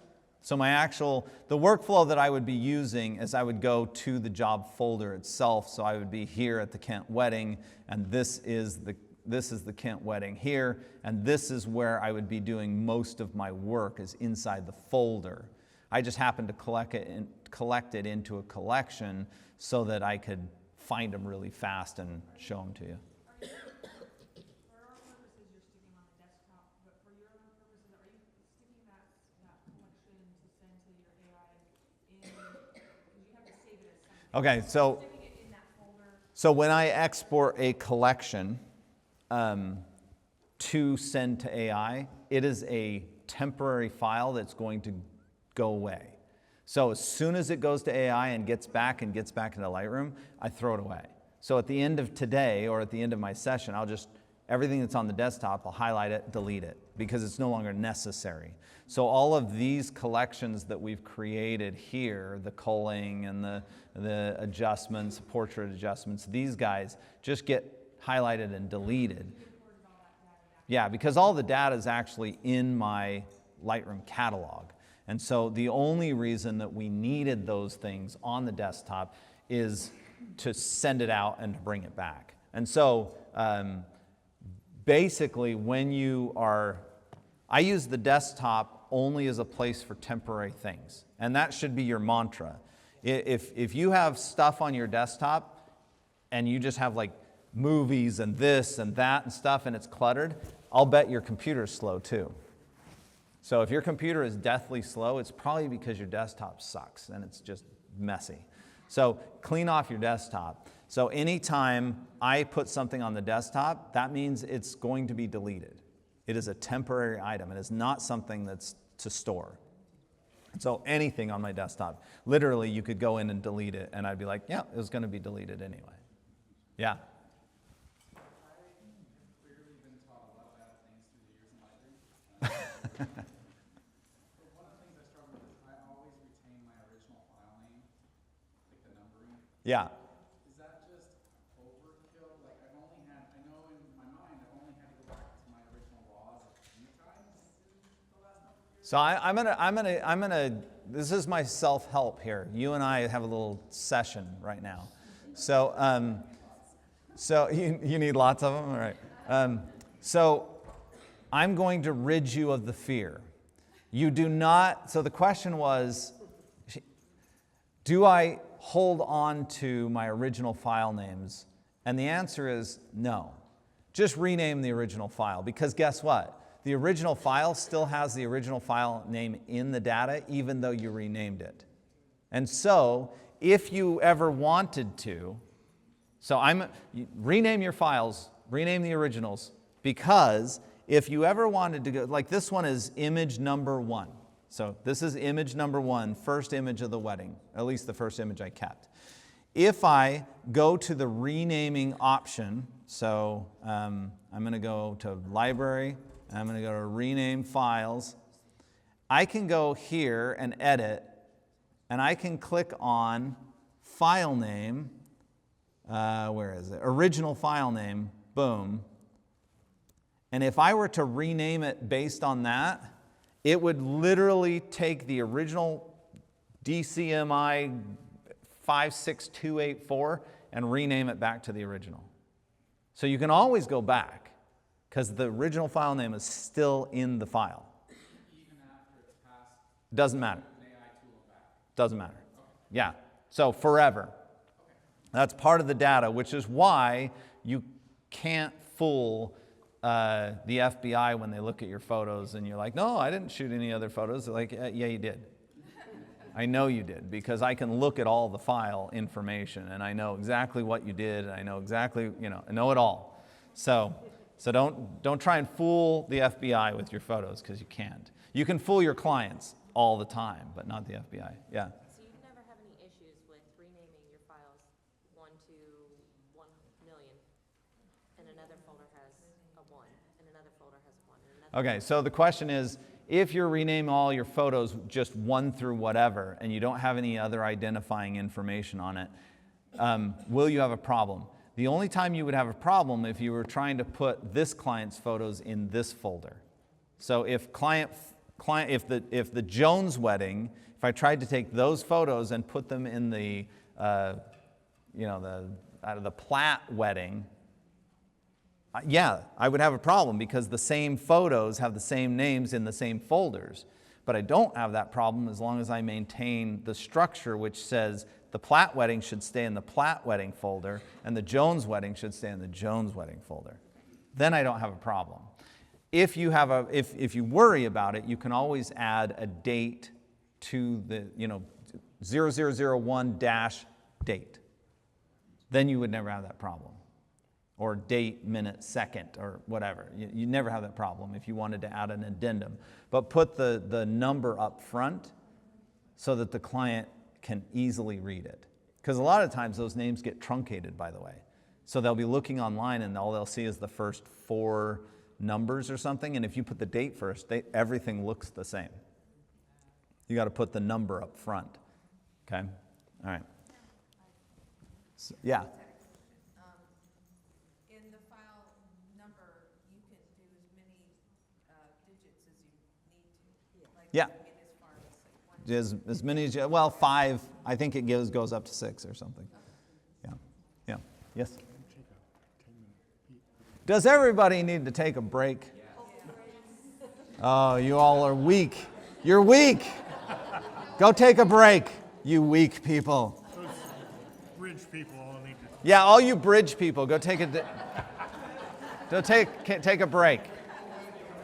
Well, I have to admit to doing something fairly embarrassing. You all took a break, and when we took that break, I stopped the recording of the video, and then I never started it again. But fortunately for you and for me, I had the microphone going the whole time. And so I just listened to the entirety of the second half of the presentation, made notes to make sure that I got all of the details right as to what I talked to you about, and I'm going to recap. So the second half of this is going to be not the actual lecture, but it's going to be me pretending that it's the lecture. Actually, it's not pretending because I'm telling you that I screwed up. So this is me, again, taking my pants off in public, embarrassingly, and showing you that occasionally we do make mistakes. So here we go. I'm going to walk you through the second half of our discussion that we had in person, but I'm going to be doing it from my hotel room. As you all are receiving awards, I snuck out and I am recording the second half of the lecture again. All right, here we go. So we started the second half of the lecture by talking about selecting portraits. Now remember, we already talked about the idea of AI going through and selecting and showing you the images that are out of focus or that are blinks, etc. But I talked to you also about the idea of selecting a portrait. And if I'm selecting a portrait that I don't necessarily need that kind of help, or even if I already had the help from the AI, I can go through a set of images and select them. And I just want to show you that process of selection. So I'm using the N key for survey mode. So when I'm in survey mode, anything in the film strip that is selected is going to show up here in this area. And I'm going to turn on my mouse pointer again. So anything that is down here that's selected, so if I hit shift, I click on the first image and then I shift click to another image here, and then I'm going to hit the tab key to get rid of the wings here so that I can see these better. And now I'm going to start selecting these images. And the rules of selection are these. I'm always going to make sure that I'm looking at them in comparison. I want to compare images so that I can tell which ones are better based on comparison to each other.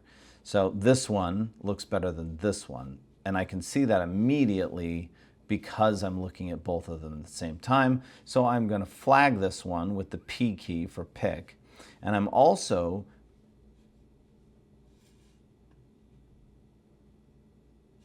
oh, I already have some of them flagged. So you can see that they're flagged down here because I had them flagged during our discussion. So I'm actually going to go back out, highlight all these, and I'm going to unpick them. That way we can start from where we were. This is going to happen a few times throughout this recap simply because I messed up. So here we are. See, they're all selected, so that's no good. That doesn't help me at all. What I want to do is shift click here. And by the way, did you see what I just did? This is cool. If you have a bunch of images selected and you want to select an image within that selection, you click on the actual picture down here inside of the film strip. But if you want to select only one image, you want to get rid of the selection, deselect everything and select one image, click on the frame, and that's what does that. So I'm going to click on this image and then I'm going to shift click to this image. I'm looking at all four. I can tell that I like this one better than this one, so I'm going to pick it and I'm going to give it a star rating if I think it's good. So I'm going to give it like a 2-star. And then I'm going to look at these, kind of like that one, so I'll pick it. I didn't give it a star necessarily. I went to the next set, shift click through those, and I'm always trying to grab images that are similar to each other so that I can compare. She's got her chin down a little bit too much. I like this one. I kind of like that one. I don't like this one. Maybe I like that one. And then I'm going to scroll, grab these three, look at them. I like this one. I'm going to pick it and give it 1 star. I'm going to click, shift click. This one's a little too, her wings are too wide there. This one's good, and I like this one. I'm going to give it 3 stars, and then I'm going to go to the last set of images, and don't like it, don't like it. I do like this one, so I'm going to pick it and give it 4 stars. The reason that I do all of this at the same time is that later on, when I'm going through the images, to choose which ones are going to go in the proof book and which ones are going to go in the slideshow and which ones are going to disappear. By flagging it, so I'm going to go to the attributes here and I'm going to click on flags. The flags mean that the client gets to actually see the images. That's the only way they see them. That's the gate by which they get to see the images if there's a flag. However, the stars tell me how much I like the images. So the client gets to see flags, but then the stars are going to determine what happens to those. For instance, 3 and 4 star images would probably make either an example print, or they would become the images inside of a slideshow, or they'd become the images in an album, etc. So I'm flagging and starring at the same time. Flags, yes, the client can see it. Stars based on my gut reaction to the images. That way I don't have to go through them 2 or 3 times. Because if you go through your images once and cut them down, and then you go through them again and you star them, and then you go through those stars and star them again and kind of upgrade the stars, you're just wasting a bunch of time going through images. And whether or not you use the AI culling first and then you go through this, because you'll have like color ratings that say this one's red so it's bad, this one's green so it's good, this one's blue, it's just a duplicate of something else. If you do that, you still are going to go through the culling process. AI does not do a great job at culling all of your images for you. You can't just send images through AI and they come back perfectly culled, and then you just trust it. Because if you do that, the computer cannot determine emotional content and things like that. And so you are the one who was there. You are the one who photographed. You're the ones who heard the parents talking about the child as you were photographing, or you're the one that got the stories behind the wedding that you're shooting. And so you're the one that knows the information. You have to be the final arbiter. The only reason to use AI in culling, which I showed you, is just to make sure that you get rid of the need to zoom in to see if something is in focus, because it can tell if something's focused. It can tell if the eyes are sharp. It can tell if someone has their eyes closed. That's helpful. Okay, so once we've selected our images and we have star ratings, at that point we would go into the process of retouching images. So what I'm going to do is I'm going to shift gears. I'm going to go to our selections of my daughter's images. And you remember that we already edited these. And so you can already see that these are edited. And they're edited great. And they were done by Evoto. But I need to show you this again. And so what I'm going to do is I'm going to, inside of this selection area, I'm going to in the grid, I'm going to go to the metadata, and this is actually good for you to learn. So you're going to learn a lot of extra things as a result of me screwing up. So I'm showing you all the images, and right now you just see a bunch of TIFF documents. They're not the raw images. What I want to do is pretend that those TIFFs don't exist. In fact, I'm just going to delete them. But I have to go into the library filter, into the metadata, and you can see that I've got all these columns that have information in them, and I'm going to click on the file type and make sure that I show all the TIFF images. I'm going to highlight all those, and I'm going to go up to the photo stacking menu, and I'm going to remove them from the stack. There. So now the raws are separated from the stacks with the TIFFs. And I'm just going to circle these TIFFs. I'm just highlighting the TIFFs, highlight all of them, hit delete. So now there are no TIFFs inside of this collection. Notice that it didn't ask me if I wanted to delete them because I didn't actually delete them.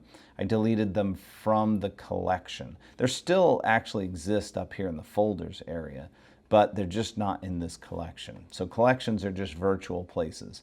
Anytime you delete something from a collection, it just removes the reference from the collection. It doesn't remove the original images. So now when I go back to the raw, all we're going to do is see the raw images.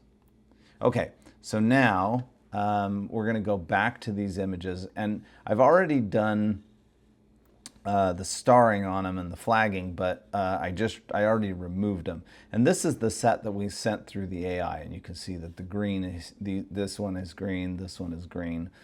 So I'm going to quickly go through and cull these as well, just as a refresher.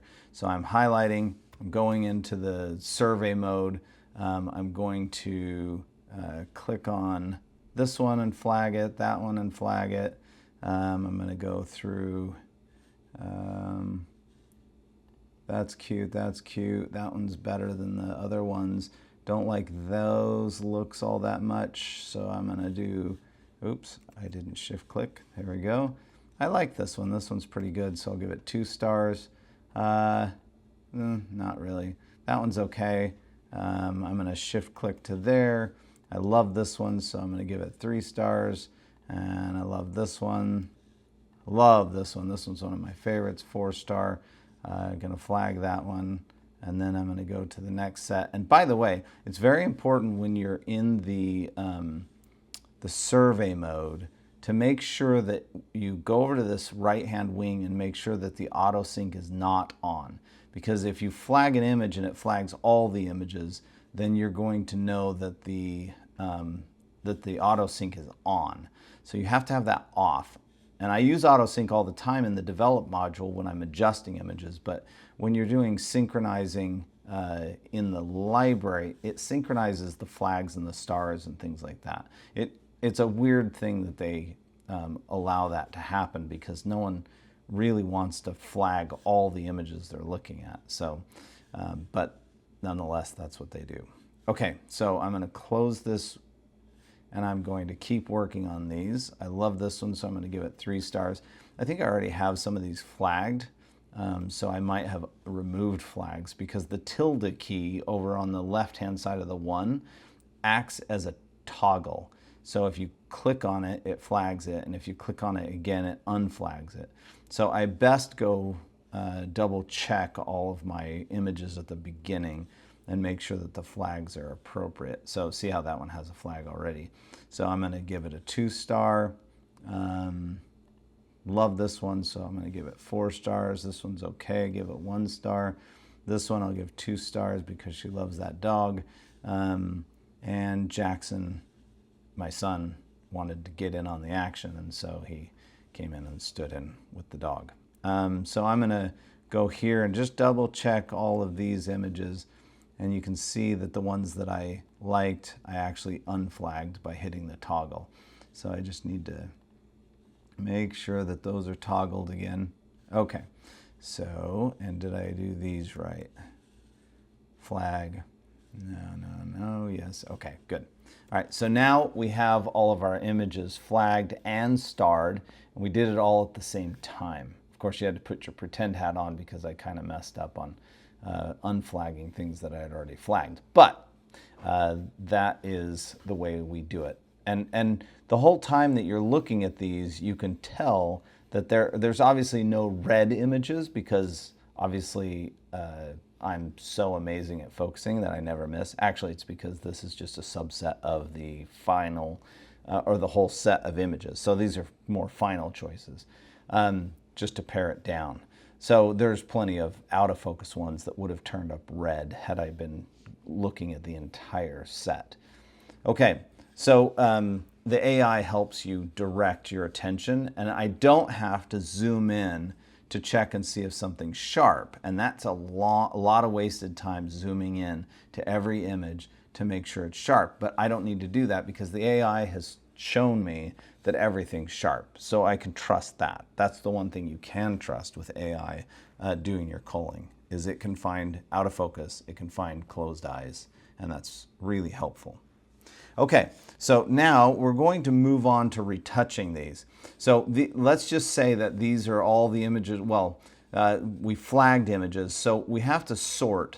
And so we're going to go into the metadata, not the metadata, the attributes, and we're going to sort by flags. These are the images that I want to actually do the retouching on. So if I were in the folder itself, so I'm going to right click this and I'm going to say show in the folder in library. So I'm going to go up here, and if I was doing this from the folder itself, see how I have all the images that I've selected, and all those TIFFs and stuff are still in there because, again, I told you they don't actually delete them. I would highlight all of the images that I had selected, and I would right click the job folder, and I would create a new folder inside of that job folder, and I would call it selects. And by doing that, I've actually created a physical, because these are virtual copies, you can't move them over. But by doing that, I create an actual physical place for these images to reside. And I'm not doing my editing in virtual copies. And so this would not be an issue in a real case scenario. And I would drag these images into the selects folder so that it's organized physically on my hard drive, so that I always know that these are the images that were selected.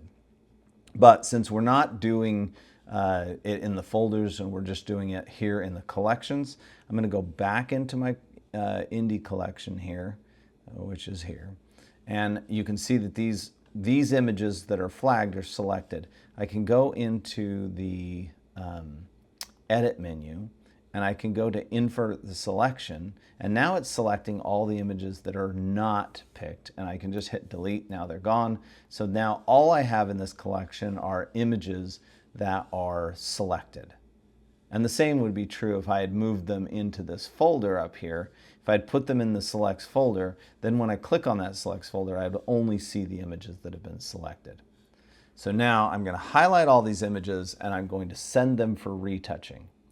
What I'm going to do first is I'm going to go in and type in Evoto. Evoto, there we go. And I'm going to open up the program Evoto first. As I suggested in the lecture, when you go to send stuff from Lightroom to Evoto, you need to be on this home project area, because if you're actually in a project, it won't close out the project and then create a new project. It just adds to that project, which will be very confusing for you. And so always, when you are editing some kind of a project, and this is the old project that we worked on during the lecture, if you go back to the home after you're finished with something, that's the best policy. And then always open Evoto and be on this home screen before you try to send something over. So I'm going to then highlight all the images here. I'm going to right click the images, make sure they're all selected, and edit in, and then use this edit in Evoto with the triple dot after it. It's going to give me a set of selections. It's obviously going to edit with a copy of the Lightroom adjustments, so it has to copy the image and then do it. That's what you want it to do. You want it to be a TIFF. You want it to be Adobe 1998. Unfortunately, they don't use ProPhoto RGB just yet. I'm hoping they will someday, because that's what we should be editing in. 1998 is the next best thing. But ProPhoto would be perfect, but we're going to do it in Adobe 1998 because they're still using that. 16-bit is great because there's a lot of color depth there. 300 dpi is a pretty standard resolution for photo prints, and compression, none. All right, so we've got this set up and we're going to hit edit. And now you're going to see that it's starting to create the TIFFs. So it's creating the TIFF documents to the side of the original raw images. And then once those are all created, then it's going to open up the entire set of images as a project inside of Evoto. So here we go. We're almost done getting there. Just a few more things to do. Come on, let's go. One more, no, two more. Here we go, two more, one more, and boom. See, it opens up and it's going to create a project. All the images are in the project. And then it's just a matter of looking over to the left-hand side for the presets. So I've already created these presets. Any sliders and stuff that you use over here, then you can come back over here and click on this little plus button up here that will create a preset out of whatever you've done over here. It's very much like Lightroom. So I'm going to go into my presets, and then I'm going to go down to female minimal. So minimal is what I always do. I don't want to do a lot of stuff. I just want to make their skin look nice, remove any blemishes, remove shine, stuff like that. So I'm going to zoom in, and you can see that I haven't done anything to her yet. But if I go to the right and I click on the little face retouching area, this portrait retouching. So this is color, this is portrait retouching, this is the background adjustments, this is clothing. There's all sorts of stuff you can do here, but what we're interested in is the skin and the portrait itself. So we go to the portrait retouching, and once I click on that, you notice that all of the blemishes just disappeared. So I'm gonna do a before after. This is before. This is after, before, after, before, after, before, after. And you can see that it's removing a little bit of freckles and a little bit of her blemish or her beauty marks, stuff like that, but it's doing a great job at her skin. And I can always come in and play around with the freckles and acne sliders here. So this right here is removing a lot of acne, and it's at 75% intensity on the whole effect. I can also remove freckles, and it will take care of a lot of those freckles, but I want to leave as much as possible. Then acne, I can kind of play around with how much acne it's going to remove. And I can play around with this slider, which is the overall slider for all of it. But I find that 75% is a pretty good amount. Freckles, I like to keep the freckles. I don't like to remove them all that much, so you can still see that they exist. Acne, I generally go all the way up on most people. Body blemishes, that just gets rid of blemishes like on necks and shoulders and stuff like that, or specifically on people's arms. And then you can see that I use a little eye wrinkle remover, dark circle remover, eye bags removal, and then down here, neck wrinkles, I remove those a little bit. Double chin is a great one because it doesn't do a lot, but what it does is pretty impressive. It goes in and burns any highlights that it sees in the chin. So it kind of removes double chins without doing a lot of like manipulation. It's just burning and dodging that stuff. It's pretty impressive. And then I don't do a lot down here because I don't really want to change the structure of somebody's body or type or anything like that. I don't want to change their hair color. And you can change hair color. There's a whole area down here that allows you to change people's hair color and stuff like that. But what we're interested in is just if I had an assistant that was going to take all of my images and retouch them in order to then provide a really great experience for the client who's coming in for an in-person sales, or that I'm posting them online for them to make choices, I want them to see themselves in their absolute best light. And so this is what I would want a retoucher to do. So I'm going to now take that one image, and all of these other images have not had this done to them. And so I'm going to shift click all the way across all of these images, and then I'm going to come to the sync button and hit sync. And it's going to ask me what I want to sync. It's already pre-selected things, and it's fine because it's pre-selected everything that I've done plus other things, but I haven't done anything else, so it's not going to synchronize anything else. So whatever's there is generally okay. If you want, you can go in and check and uncheck things. So like if you didn't do any color adjustments, you can turn that whole thing off. And then if you didn't do any AI color, you can turn that off. So you can turn on and off things at will. And then you're going to hit synchronize, and it's currently synchronizing all of those images across. And as you look down, you'll see that there's little circles on these photos, like that one right there, the circle that just came up. It's about, there it goes. Okay, so what it's doing with those circles is it's telling you I'm building a new preview, but you don't actually have to wait for the synchronization to occur. The actual information was synchronized all the way across on all of them without that circle spinning. It's just updating the preview. And so what I'm going to do now is I'm just going to hit the export button. I don't have to wait. So if you're doing a wedding and it instantly does it, then you can go and export. And we're going to export all of these images. And the only thing I have to do in the export dialog box is click on this one little checkbox that says a non-raw image will replace the existing file, which is a very weirdly worded option, which should just say replace original file. But they word it very strangely here. So just check that. And by checking that, it's going to replace whatever file you sent in is going to get replaced on the way out. That's all it's doing. And then you hit export. None of this other stuff matters because you checked this box. And so I'm going to hit export and OK. So now it's exporting. If I go to this next button right next to the export button, you can see that it's sending them to the cloud, getting edited, and it's posting them back into Lightroom, and we're done. So it didn't take very long to do all of those. A wedding takes quite a bit longer, but you can walk away. And that's important to know, that it doesn't matter how long it takes your computer to do something. What you're concerned with is how long it takes you to do something. So I'm going to go back to the main page here simply because the next time I do something, I want it to be able to open up a new project. So now I'm going to go back to Lightroom. And now you see that I've got a bunch of images that have been created. And if I go to those images, so if I go to this image here and I zoom into it, you can see that it's beautifully retouched. This is the original and this is the new one. Beautifully retouched. Love it. Everything about it. And it's simple. It's not something that's over the top. I'm not trying to make her something different.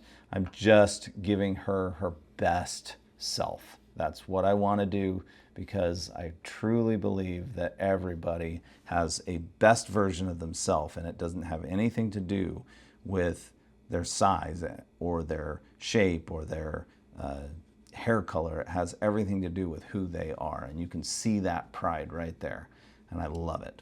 So now what I want to do is I want to take all these images, because right now we're looking at the original image here, and we're looking at the TIFF, the retouched image here, and they're stacked. You can see this little 1 of 2 means that this is the second version, this is the first, and they're stacked. 1 of 1, 2 of 2, or 1 of 2, 2 of 2. So they're stacked. So if I highlight all of them and I go down to the photo menu stacking area, I can go in and say collapse all stacks.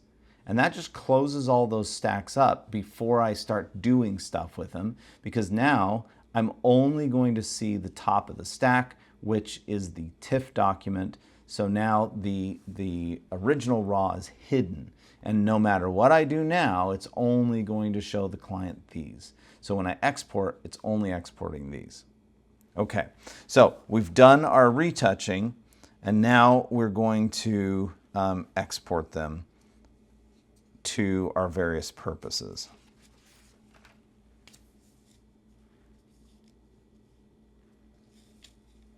Okay, so we want to export these, and I'm going to hit the export by just hitting Shift Command E, or you can go down to the export button here. Shift Command E, got my export, and as we discussed during the lecture, I am down here in these Platt exports.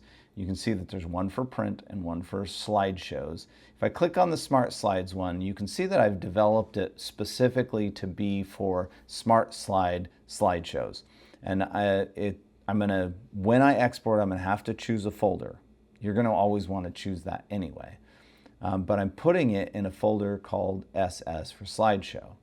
And then I'm not renaming it. I want it to be exactly the same name. JPEG, 100% quality, sRGB. These are the settings that I need. I'm not including content credentials because that won't matter on the way out for a slideshow.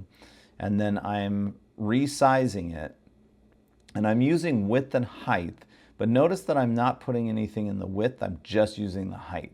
And that's because my slideshow presentation, which is on Smart Slides, they recommend a image that is 2,200 pixels tall, and then the width should be whatever it needs to be the same aspect ratio. So that's what I'm going to do. If you needed a specific width but didn't care about the height, you would reverse this and put it in the width category. If you put a height and a width in there, it would then try and fit within that box, whatever that box you created is. So if you did like a square box of 2,200 by 2,200, it would just always be 2,200 high, 2,200 wide. It wouldn't matter which direction it went. And there's a lot of different options. Like you can just do the long edge. You can do the megapixel size. There's a lot of different versions of what you can do. 72 dpi is great. I'm exporting all the metadata, generally speaking, and then it shows it to me in the Finder. If I hit export now, it's going to just export these images to the slideshow. If I click on print, there's a whole different set of criteria.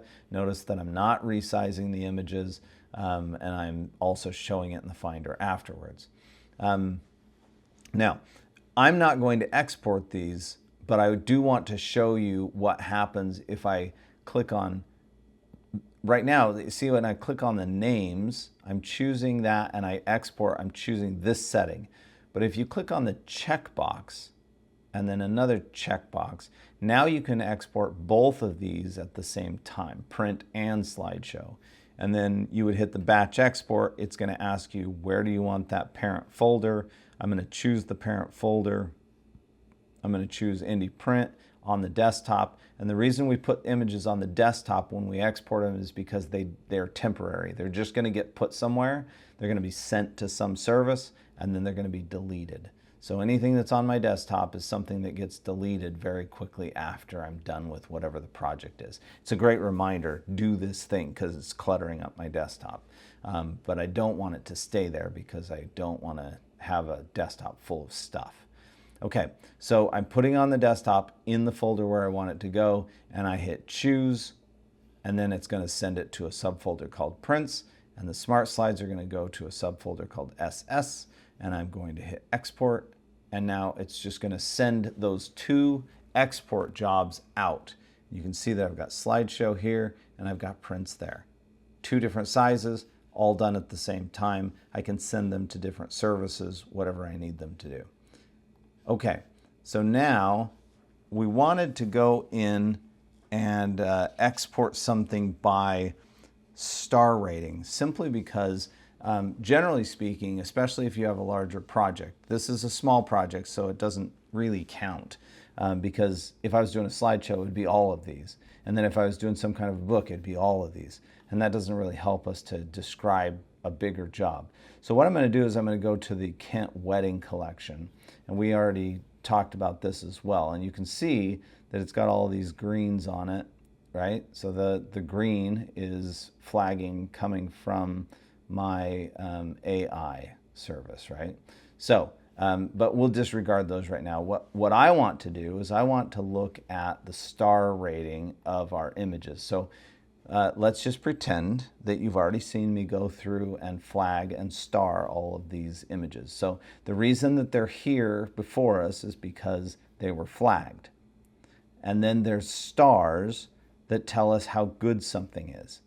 And if I go to the attributes and I go for flags, and then I go for stars, there, 1 star gives me, and I can come down here to the bottom, and I can see 563 images. Well, I'm not going to make a slideshow out of 563 images. So I'm going to go to 3 stars and see what that gives me. It gives me 100 images. That's still too much for a slideshow, but maybe it's good for the beginnings of a wedding book. So I'm going to go to 4 stars, and now I've got 33 images. That's a lot better, but it's probably a little bit too little. So I'm somewhere between 33 images at 4 stars or 3 stars at 100 images. And so I would go through my 100 images here. So that's probably the best set to go through. And I would, as I'm trying to decide which ones are going to be the slideshow, that's really going to be the place where I want to start. So I would grab the set that's just slightly more than I want, and I would click on those images, and then I can come up here to my collections area and click on the plus button and hit create a collection. And this is something that I probably should have shown you during the lecture, but I didn't. So here you go. You get a little bonus because I screwed up. So I'm going to create Kent slideshow 2 because I already have one here. I have the cake is baked here. But so I'm going to create a slideshow collection. I'm putting it inside of this folder just to keep it organized. And then I'm going to, I don't need to sync it with Lightroom necessarily, but I'm going to set it as a target collection. This is a really important setting to know, because if I set something as a target collection, then it makes an empty little collection down here. You can see that, but it's got a special little plus button on it. See that plus? That plus tells you it's the target. So then I can go through and just look at all of the images, and I'm going to actually increase the size of the thumbnails. And as I go through them, there's a little circle right here. See that circle? That circle, if I click on it, it turns gray. And by turning gray, it tells me that that is now inside of the target collection. You can also hit the B key. So the B key is a toggle that turns that on and off. So if I hit B again, it removes it from the target collection. But it's still here. Let me sort by attributes. There we go. It's still there. If I hit B, it adds it to the target collection. So I can go through and just click on images, and if I like it and I want it to go into the target collection, I just click on this and hit B, and it goes to the target collection. This is one of my favorite images, actually. There. So she's inside getting her makeup done, and I went outside. It's so bright outside, so I have a flash right behind this curtain that's lighting her up so that you can see her. Otherwise, she would just be completely dark in there. So this was a fun image to take. But here's a hint. This is really cool. If I open this up, you can see that it's at a 4,000th of a second. So this kind of a shot would have been impossible to take with a normal camera because there just wouldn't be enough power in the flash to give me that kind of light inside in comparison to something that's being shot at 125 ISO, 4,000th of a second at 2.8. It would not be able to light it up because when you go into high-speed sync, it really diminishes the power of the flash. And so I'm shooting with this with the Sony A9 III, which has a global shutter, which means I don't have a shutter speed sync problem. I never have to worry about the sync speed on my camera for my flash. I can shoot it an 8,000th of a second I want, and it doesn't diminish the power of my flash. So it's really cool. I'm going to be posting about that pretty soon, so stay tuned and be on my newsletter, which you can find if you just go into the session notes and you go down to the very bottom here. Just sign up for my newsletter and I'll send you a note about the A9 III and about global shutters and how I'm using it to do portraits. It's kind of a sports camera, but it's great for portraits for that one reason. So, okay, back to Lightroom, back to our thing at hand. This is kind of nice that I get to talk to you a little bit more. It's kind of a fun little bonus. Okay, for me and for you, hopefully for you. I don't know, maybe you're not entertained, but I hope you're entertained. I'm entertaining myself, so, and you guys are getting your awards and I'm entertaining myself and talking to myself and hoping you're listening. Okay, so I would go through and hit the B key on anything that I want to add into the collection that's going to be my slideshow. And because I started with 100 images, that were 3-star, I don't have to go through a ton of images.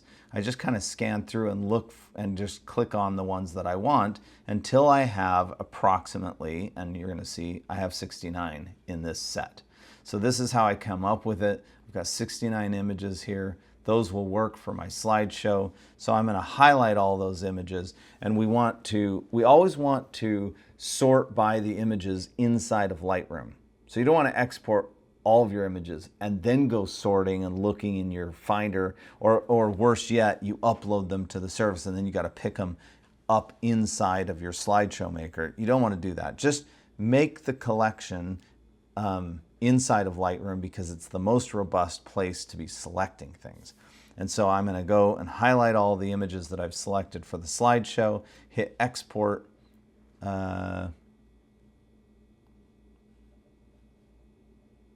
This is interesting. So here's an interesting note. It says the originals are missing for some of these images. And actually they're missing for, I think, all of them because they're actually on an external drive that I don't have plugged in. I had it plugged in when I was doing the lecture. I don't have it plugged in now, but that's okay because smart previews are attached to all of these images. So if I go to an image here, you can see right below the histogram, you can see, oops, that it says Smart Preview. So the Smart Preview is a fantastic file type that does a great job for slideshows and blog posts and Instagram posts and stuff like that. It's not great for printing a huge 30-inch print, but that's not what we're doing here. We're just making slideshows. But be aware that I have actually exported a 30 by 40 print, and I've printed from a Smart Preview, and it looks pretty good. I mean, from the appropriate viewing distance, you can't tell the difference. So Smart Previews are really, really good. So I'm going to highlight all of these. I'm going to hit export. It's asking me if I'm okay with printing or making them from the Smart Previews. The answer is yes. And so then it's going to ask me what preset I want to use. I'm going to go to my Platt collection here, and I'm going to click on the Smart Slides. I'm not checkboxing it. I'm just clicking on the name, and that sets up all the conditions, and then it's going to put it on the desktop, but I'm going to go to the desktop, choose a folder, make a folder called Kent Wedding Slideshow, hit create and choose. And now I'm going to export it. I don't have to choose any of this stuff because it's already done inside the preset. So I'm just going to hit export. It's going to export all the files that I need. And then while I'm here, I might as well then go to the Kent Wedding again. And I want to choose the album images. Now remember, I've already done all the work. I've already made my selections based on what my gut reaction was to them. So I go to the attributes and I'm going to choose 1-star, no, 2-star. 156 images, that might work for an album, but probably 100 images is better. But the great thing is that my album software program, Smart Albums, allows me to do a great job at editing and deleting images as I go. And so I'm just going to choose the one that gives me 156 images. That's probably all the images I need, and some that I don't. So I'm going to highlight all of those, hit the export again. Yes, I'm okay. By the way, I wouldn't be okay if I'm exporting and it's going to use the Smart Previews. I'm not okay with doing that for an official album, but since we're pretending here, I'm going to pretend that the originals are connected. If you get this message, make sure that the drive that has the images in it are in there, that it's connected, and then hit yes. And then, well, you won't have to hit yes because it'll just be there. So then I'm going to go down and choose the print option. It's going to do the same thing. I'm going to choose the specific folder where it's going, and I'm going to say it's inside of this Kent Wedding slideshow because I can actually put the prints there. So I'm going to hit choose, and it's going to put it in a subfolder called prints. Everything else is set up. Hit export. It's going to export all these images. So now while it's doing that, I can hide Lightroom, and I'm going to go to the web, and I'm going to go to Smart Slides. And I'm going to create a new project inside of Smart Slides.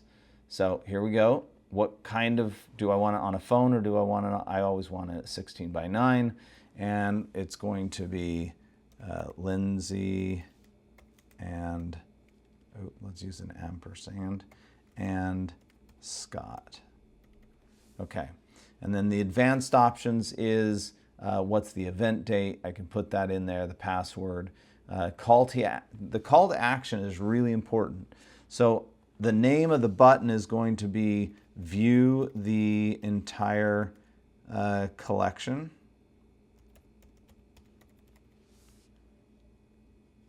Period. And then I'm going to put the actual URL. To do that, I'm going to go back to Lightroom, and then I'm going to go down to the SmugMug area. And if Lindsay has a collection on here, because I've already delivered her wedding. So if I go to the clients and I look for L,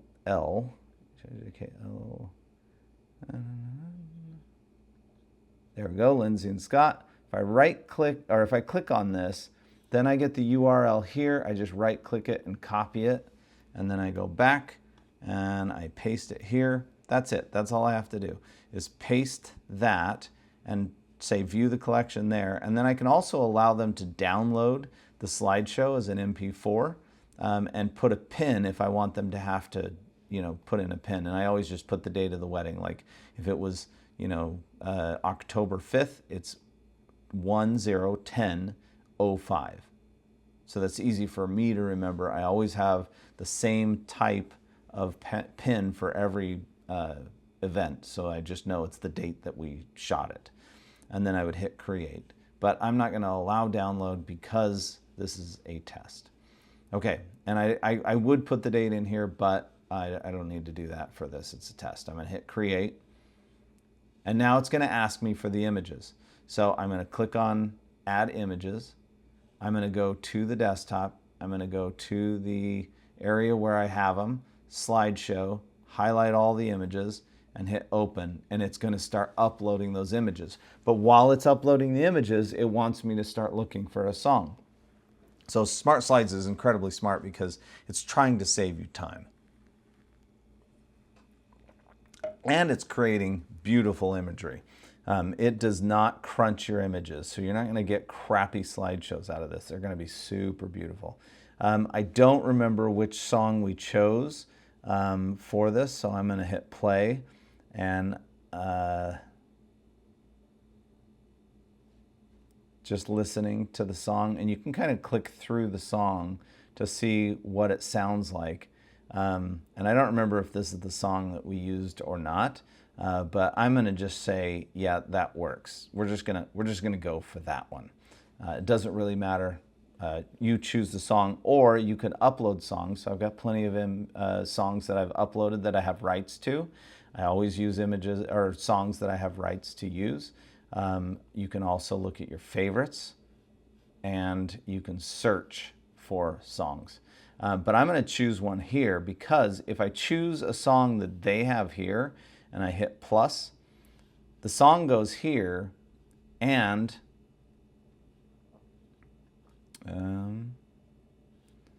oh, it looks like we're disconnected from the internet. Hold on, let me get connected here.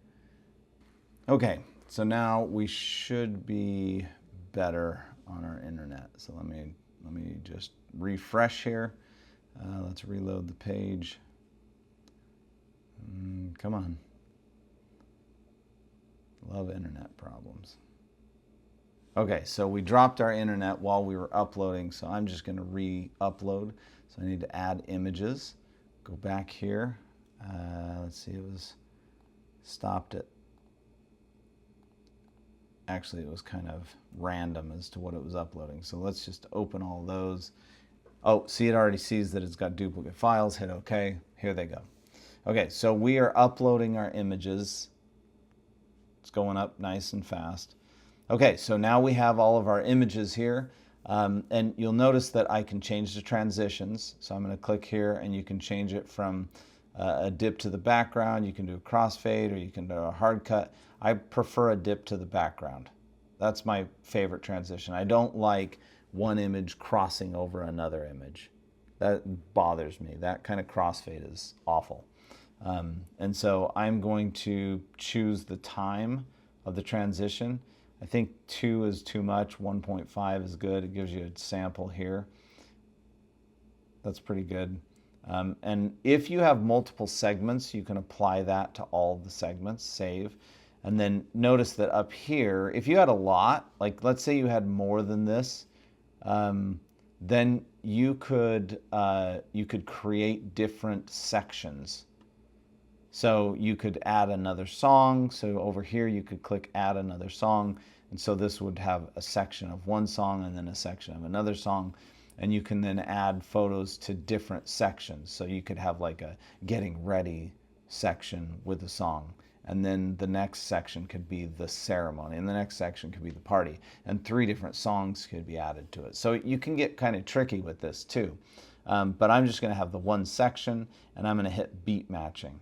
And when I do that, it's going to say, oh, you need to remove one image to have an up-tempo beat match.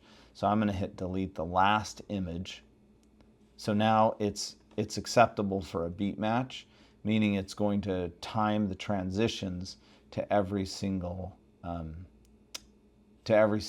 image, to the song and to the beat. So each image is timed to the beat of the actual song. So it's pretty cool. And then once we're done, we can then preview this image, but not preview the image, sorry, preview the slideshow. But notice that we're taking a little time to finish the upload based on our upload speeds here inside of the hotel. So I'm going to let this cook for a while. And while it's cooking, I can go back into Lightroom and I'm going to add the entire wedding. So we also want, so we've done several things. The first thing that we've done is we've created a slideshow. The second thing that we are going to do is we're going to choose an image that we want to print. And so I'm going to go into my Lindsay and Scott, actually this is, yeah. So right now I'm looking at that publish service because we were grabbing the URL from it. So what I'm going to do is I'm going to go to the Lindsay and Scott slideshow collection there, and I'm going to look for the best image to print for the wedding. So I'm just going to scan through. This is it. I love this image. This is one of my favorites. They love this image. I know they love this image. So I'm going to use this image as my hero. So I'm going to export this. I'm going to pretend right now, for the purposes of this lecture, I'm going to pretend that we have the original. So I'm going to bypass that. I'm going to choose the print option here, and I'm going to put it on the desktop, and I'm going to name this Lindsay's Print and hit export. So now that went to Lindsay's Print, and so remember, we're still doing this thing, so I might as well make the print. So I'm going to go to my White House Custom Color cart. I just log in, and once I've logged in, I can go and browse products. And while I'm just going to look for framing. So I'm going to go to framed art because I always like to do a framed print. And I always order one print for my client ahead so that they know what a print should look like. So a proof book and a print are things that help the client see what the final image should look like, so that they're excited about prints, they know what they look like, they know what they're going to get. It's just examples, and it's educating the client on how beautiful something can look. So I'm going to hit order now.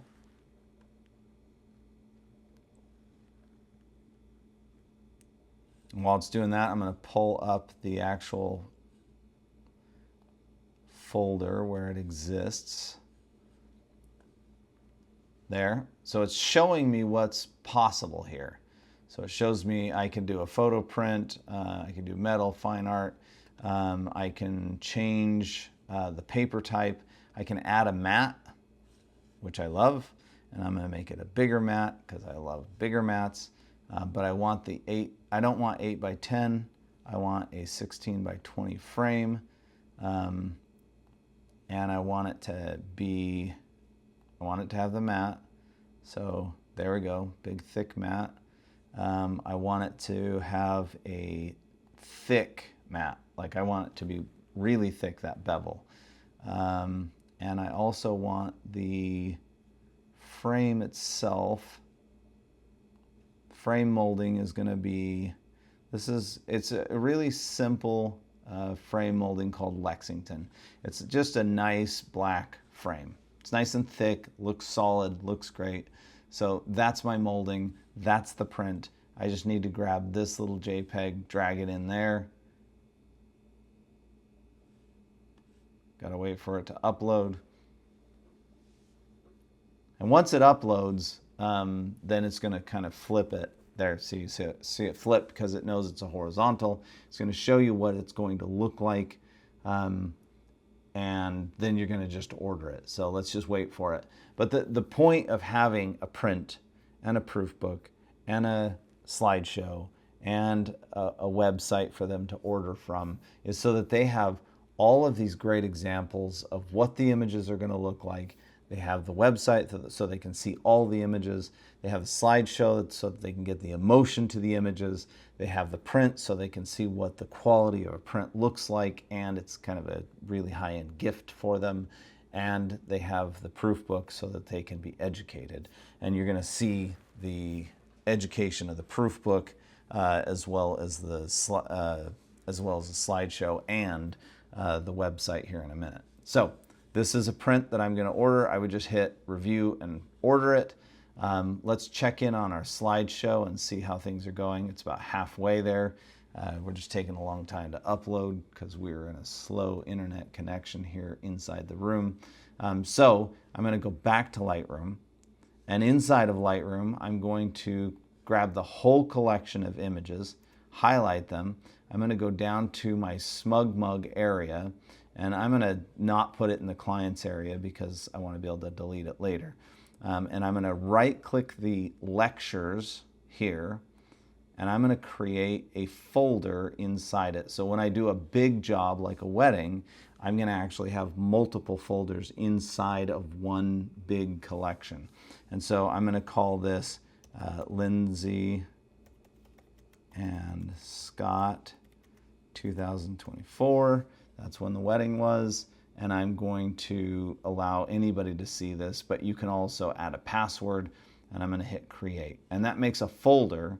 And then inside that folder, I'm going to create a gallery, and one is called all images. And I'm going to choose a specific quick setting, and this just reaches into the website itself, into SmugMug. And if you were using Pixieset or some other version of this, you would just have the same options, but just based on whatever settings they have there. So I have 2003, that's when I created this preset, sale and download. So it basically just allows people to purchase images, purchase cards, purchase all sorts of stuff, and download images. And so then I can choose to have anyone see it, or I can choose a password. I'm just going to leave it as is, but that's the preset for all of the settings up in the website itself. And you can see that these are the first settings, and then photo protection allows them to download the original, not the raw, but the original size of photo. Social allows them to share on social, which you want to do because then it connects the social media post to the SmugMug images. Shopping, that's all on so that you can see it. Notice that I have my proof delay off. Why? Because I retouched all the images through Evoto, and that's the bonus of doing retouching on everything, is that you don't care what they order and you don't have to have a proof delay because these images are already beautiful and retouched. And then the appearance of the website. But all of that stuff is set up in the presets on the SmugMug website itself. So I'm putting in all images, it's going inside of Lindsay and Scott's wedding folder, and I hit create. So now I've got an all images, I right click it again, create another one, and this one I call photographers favorites. So photographer favorites, and I'm all the same stuff. Click on here, save and download, so that all the settings are the same, and hit create. So now I have 2 sets here. I'm going to go up to Lindsay's wedding collection, highlight all the images so I'm not filtering at all. I'm going to come down here and drag all the images into all images.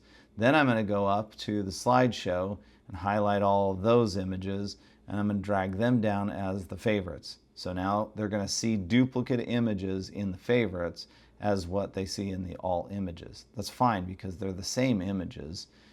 It just gives them a collection to go to immediately to see everything that they saw in the slideshow, and then another one that they can go browse everything. Then all I have to do is click on this main folder here, right click it, and say publish now. Once I publish it, it's going to all go up to the website. I can grab that link, put it at the end of the slideshow. I can send them that link in an email, and it's ready to go.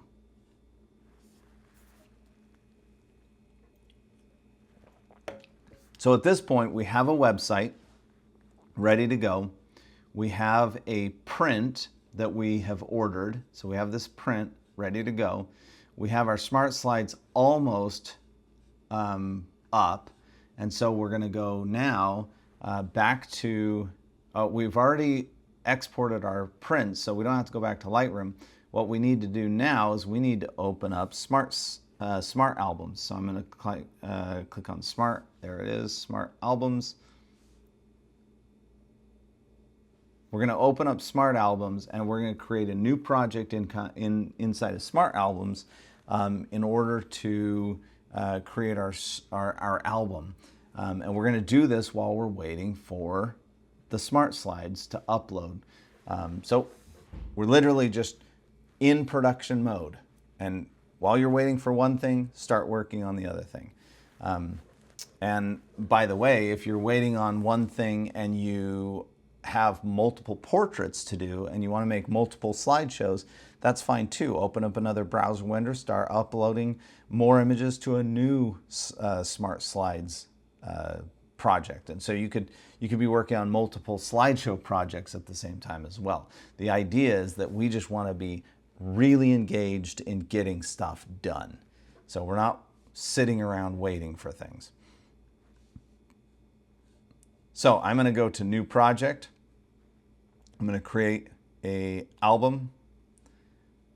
There we go. Here's the album. I'm going to choose White House Custom Color. You can choose from all sorts of options, but I choose White House Custom Color because that is my lab. I'm going to do a 10 by 10 album. You can do up to a 12 by 12 here. You could choose other sizes as well. 10 by 10 is about the right size for me. 12 by 12 just is a bit big. And then there's different options of covers. I'm going to do a premium luster paper type, so you could choose different. No, I'm sorry. I'm not going to do a premium luster. I'm going to do lay flat luster. So instead of this album, I'm going to do a book. Okay, so you could choose you could choose an album with photo luster, you could choose an album with premium luster, like each one has different sizes, but we're going to just do a lay flat book. So let's say we want it to be more simple, we want it to be more of a book and less of an album. So that's this client's style. You can also make a custom style. So if you had a specific album designer or an album printer and you wanted to send it to Blurb or something, you could create your own size. Doesn't matter whether you want to send it to a specific album cover here, album company here. Oh, and they even have Blurb in here, by the way. So they have all the settings for the companies that you're working with anyway. But if you have, or if you're making your own albums, you can add all of your details here and it will just spit out JPEGs that you can then upload to your service. So it's really up to you how you want to do it. I'm always going to use this because it's simpler and I'm not going to make any mistakes. So I'm going to choose White House 10 by 10. I'm going to do a lay flat luster book and hit next. Now I've got options as to what templates I want to use. You can use all the templates or you can kind of limit the templates. You can also change the background color. I'm going to keep it white. You can change if it has a border on your images, I'm going to put none.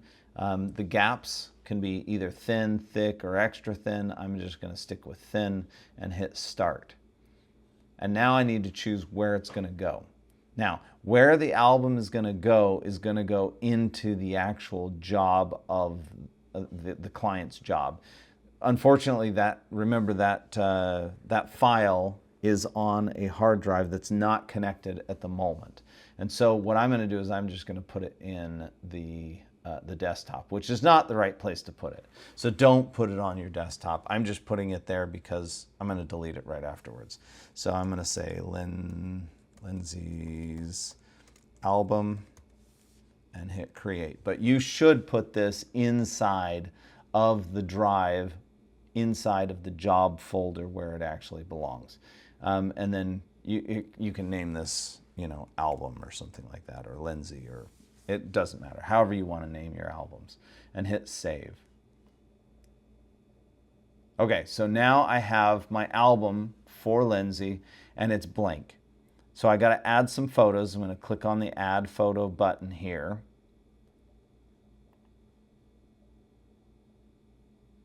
Oh, that doesn't work as a button. It ought to work as a button. It's yellow, but it's not working. So I'm going to click on images, add, and I'm going to go to the print options here. So these are all the images that we can print. Highlight all of them, hit import. It's importing the images.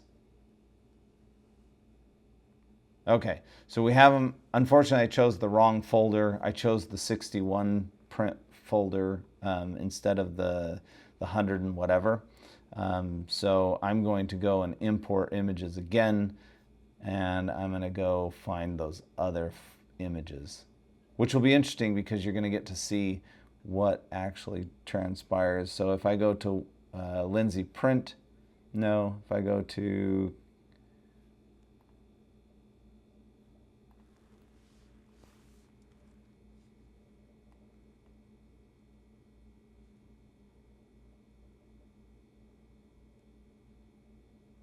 okay, so I screwed up here. Let's just highlight all of these and delete them. Yes, we want to delete them. Let's try it again. I got to find the right folder.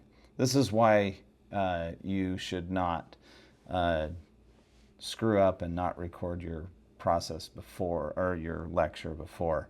So let's see, where are we? Kent Wedding album.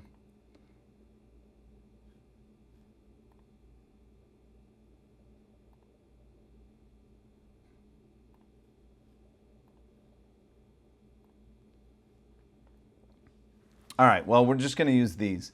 So I'm going to go to the Kent Wedding album, click on prints, highlight all the prints, and open them. It's going to bring in the 69 images. I should have, brought in the 150 images, but it's fine. For our review purposes, it works fine. So there's two ways to work on these images. The first one is to highlight all the images and drag them up into what's basically a film strip. And when I do that, it didn't make any pages. It just gave me a film strip or a timeline of what the wedding looked like. And now with that timeline, I can go through and do cuts. So every time I go between images, if I cut, it adds the image to the page.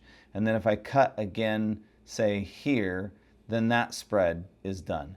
And then I cut here, and then I cut here, and then I cut, and I kind of screwed up because they're getting ready here, but these guys are outside. So I'm going to grab that and drag it over the cut, and now it's just these two images here that are, see, there's only these two images here. And then if I go back out here and cut, say, like that, and then I'm going to do the walking in portion here, and then I'm going to do these, and then I'm going to do that. So you can see that I'm cutting my own album. So that's the first way to do it.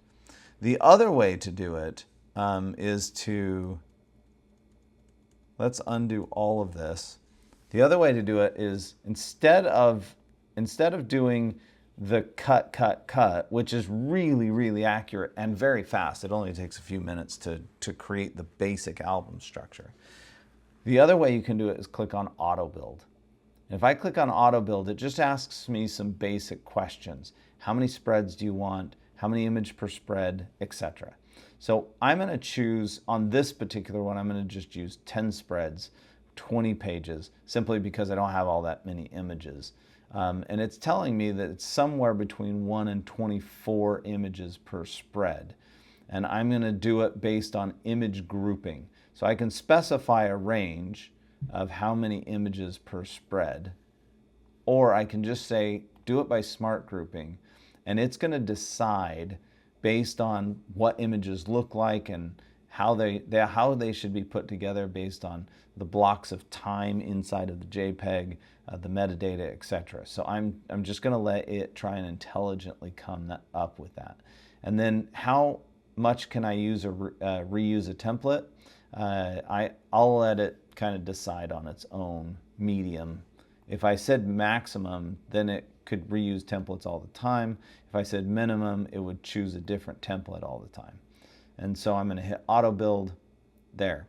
So it just auto built all of the cuts that I was going to do. And you can see that as I scroll through this, there's certain points where it's like, wow, it really put a lot of them in there. And I think that that's too many. So I'm going to just go right to the middle and cut it. And now it just created two different spreads, that spread and that spread. And then if I don't like something in the spread, I can grab an image and drag it to here, and it just swaps them. So I can grab, say, this image here and move it up to there, and it just swaps those two images. So I can scroll through and find, oh, look at that. There's only one image on that spread. That's kind of not really what I want. So I'm going to take this image here, and I'm going to go put it right here next to the getting ready part or whatever. So now that's going to be in that spot instead. Let me go. There it is right there. See that?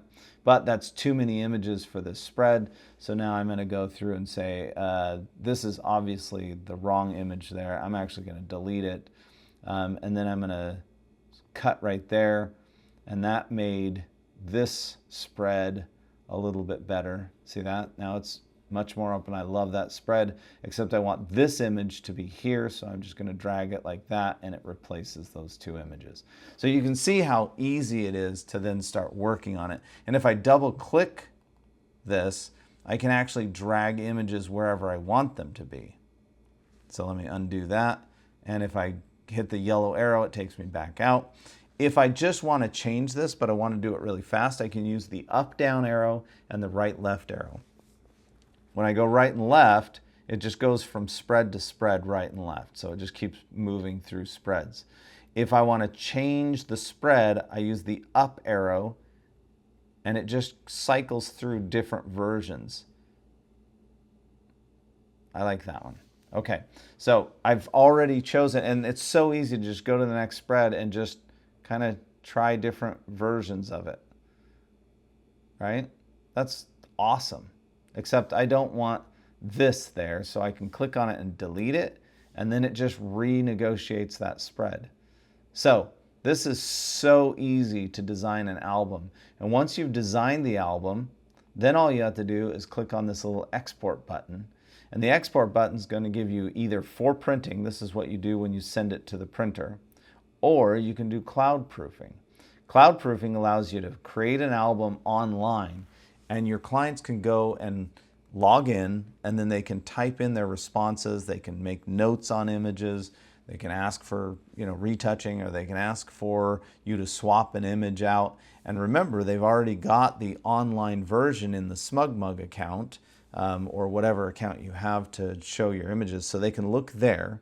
They also are going to have a proof book, so they can look there, and they can choose a different image and just put the number of that image in the location where they want to swap out an image. And it will actually show up, let me cancel out of here, it'll actually show up here inside of your notes area in Smart Albums. So it's a fantastic system The cloud system is awesome to communicate with your clients, and Smart Albums itself is just brilliantly fast at creating an album.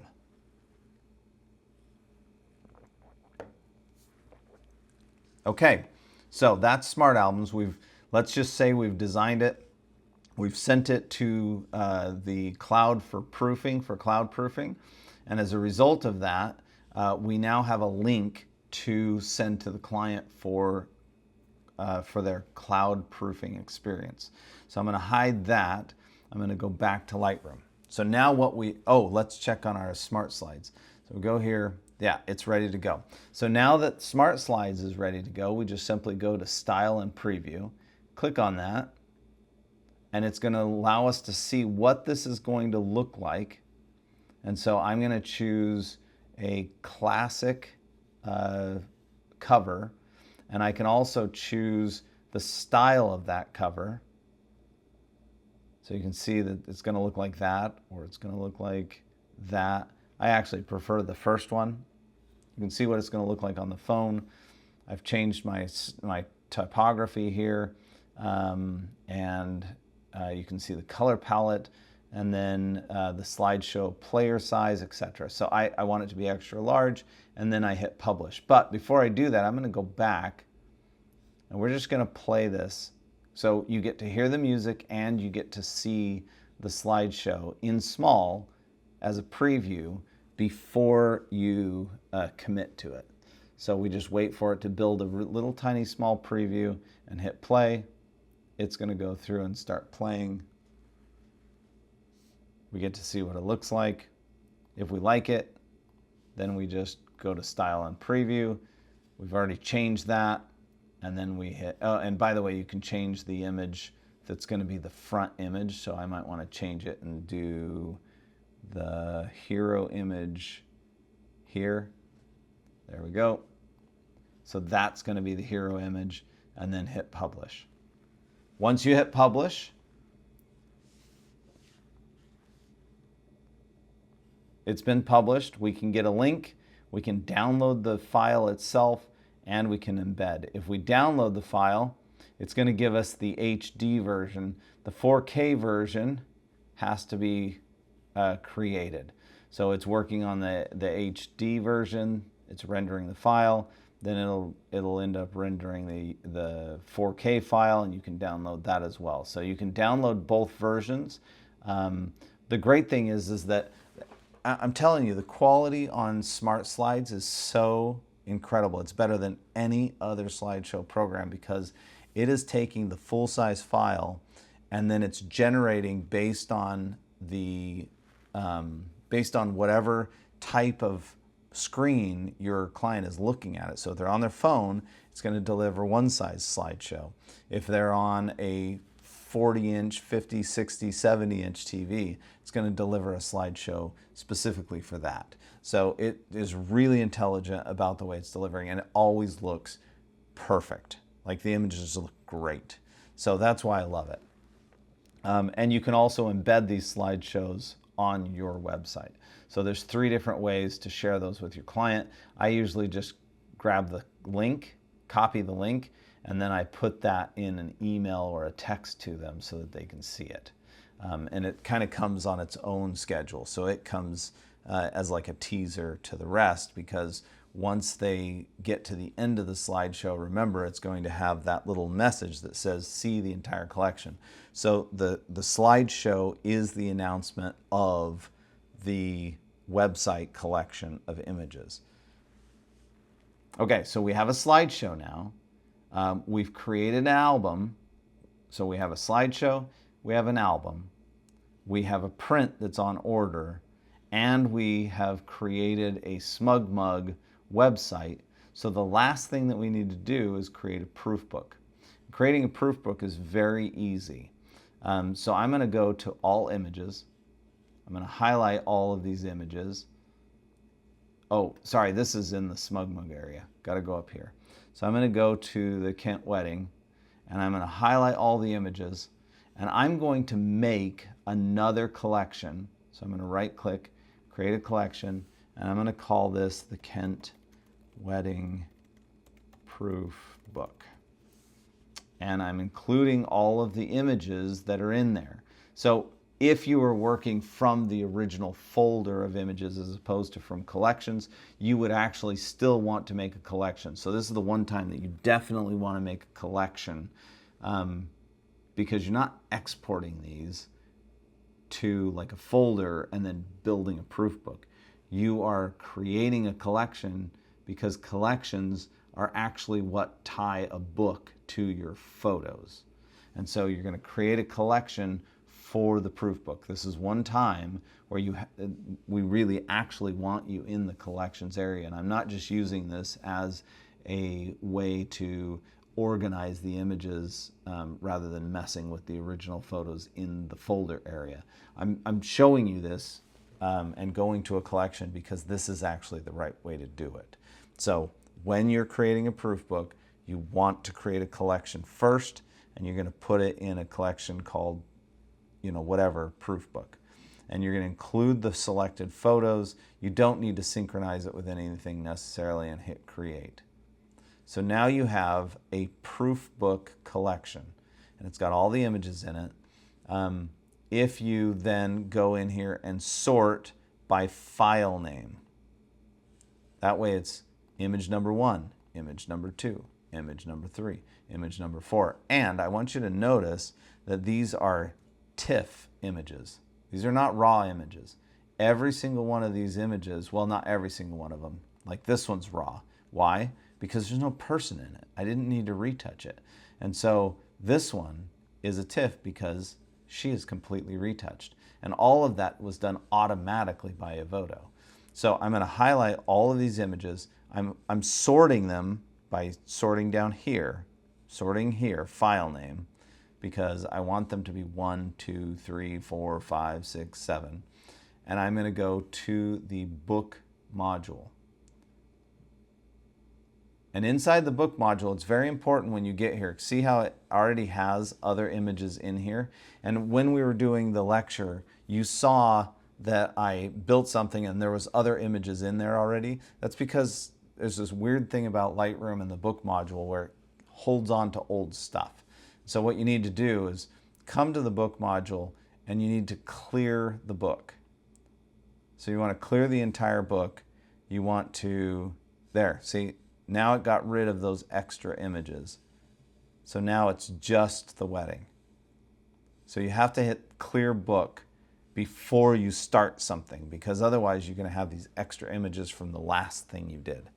So I've got the images in here. I cleared the book. Then once I clear the book, I'm going to go down to the book settings over on the right-hand side, and I'm going to choose a trade book. You can also choose a magazine, and then it's going to be more of a floppy, deteriorating book, or magazine actually.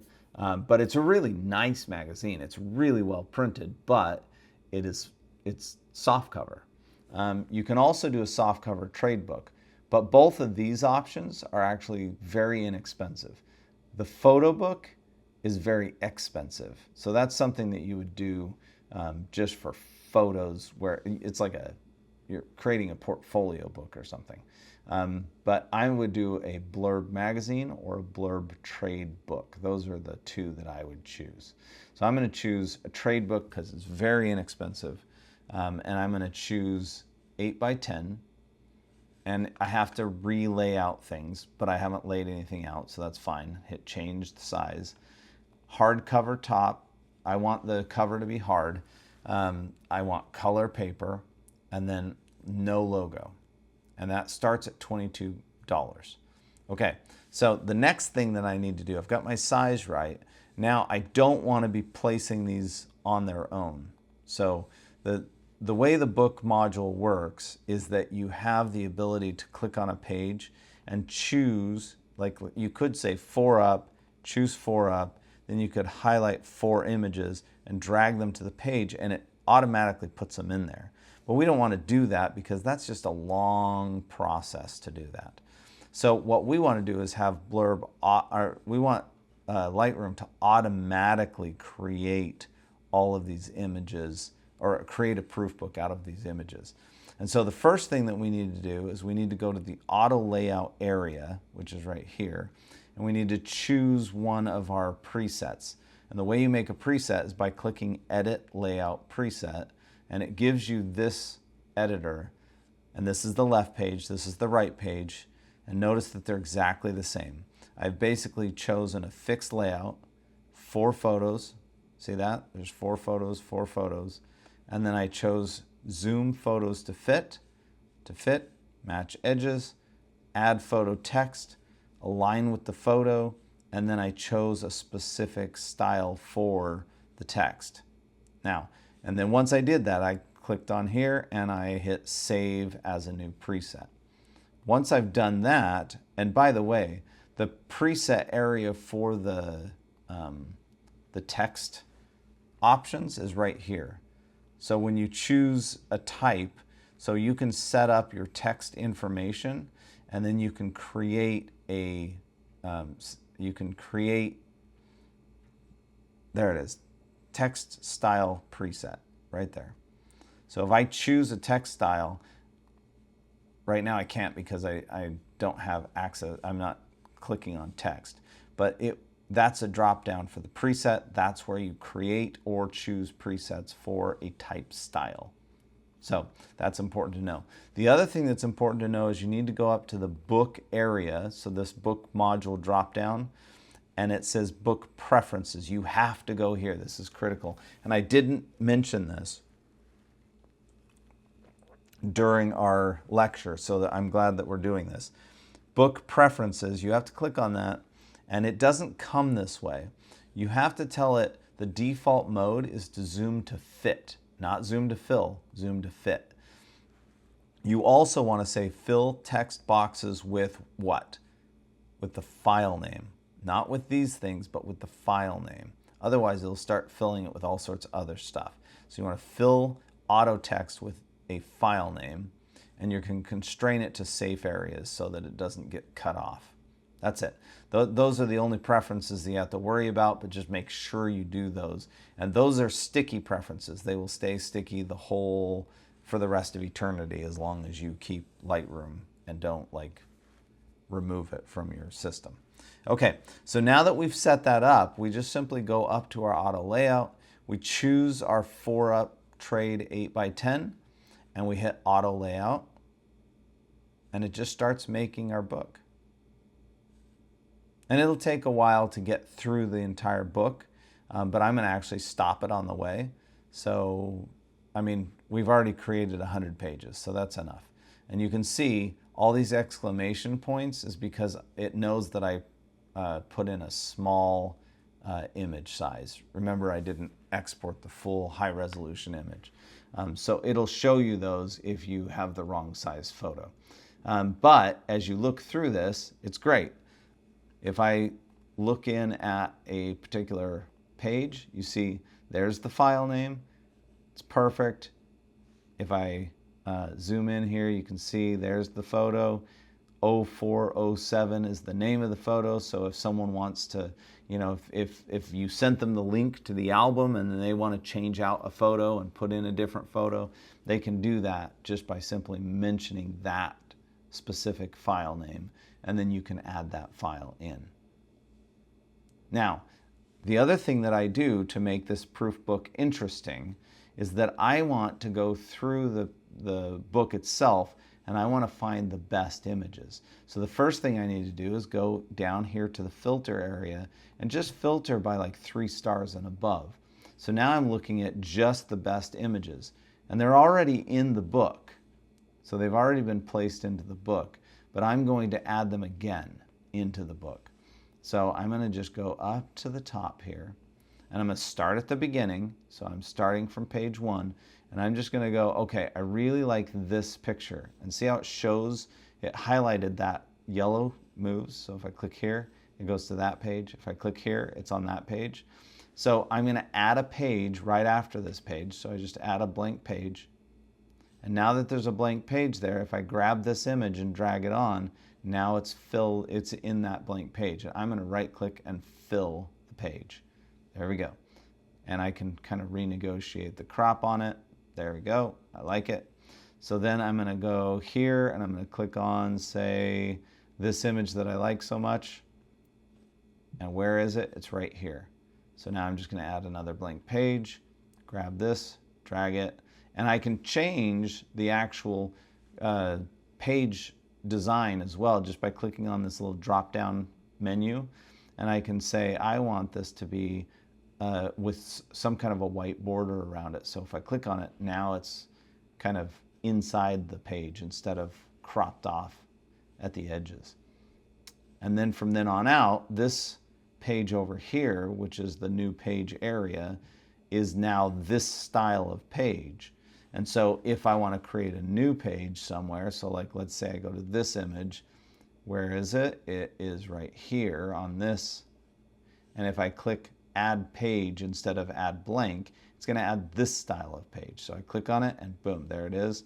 So I grab that image, drag it in. Then I'm going to go to the next image that I'm interested in, which would be this image. And I'm going to go add page, grab this, drag it in. That's it. That's all it takes to make these really cool hero image pages. But notice that these images don't have a file name under them because they're just referencing a photo that's a duplicate over here. This is where they get the file name. This right here, so what we're doing when we create this page, and we have informational page here, and on the right hand side we have a hero image that tells the client this is what you should be looking for when you're telling the story. If you were angry when the client chooses an image that you didn't necessarily like, it's because you didn't educate the client to choose the right images. And so this is me educating the client on what they ought to be choosing, right? So I'm educating the client saying, these are the story images that you should be choosing as you go through your images. And they will end up liking those images best because they see them big and they're becoming educated on how to select images for a story by looking at the proof book. So it's a really great system to help your clients make the right choices. And it's all about educating the client all the way along the way. So from the beginning that you meet your client to the end of your work with the client on that particular job, you are simply educating the client at every phase, even during the shoot itself. You're educating the client constantly. Okay, so now we have a proof book. And in order to order this proof, well, before we order it, we obviously have to change the cover. So I'm going to go to the cover itself. I'm going to go to my best images, cycle through them till I find, okay, this image is a really cool image, but I'm going to have to back out a little bit, find.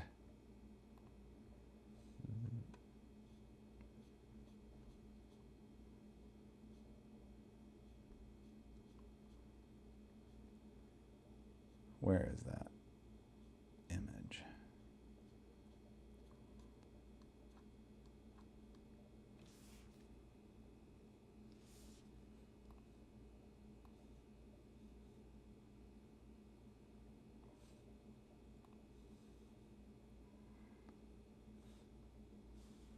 Okay, I can't seem to find this image. So this is a good example of, if you can't find an image down here if you can't find this image down here on the film strip, just go back to the library where it's a little easier to function. And then I can actually go over to the slideshow because I know the image is in the slideshow. So I'm just going to scan until I find, oh, there's the image that I want. So I'm going to do this image, but if I'm highlighting it here, and then because it's the same image, if I go to the actual proof book and click on it, see how it's highlighted there? Because it's exactly the same image. So now if I go to the book module, it's still highlighted right there. And so now I can go up to the top and I can, oops, where'd you go? There. And I can grab that image and drag it into the proof book on the cover and right click and fill that page and then just renegotiate the crop, and done. So that's how easy it is to work on your proof book. Now, if I want to finesse the cover, I'm going to go in and click on this little spine area, and I can type anything into here. So I can say Lindsay, oops.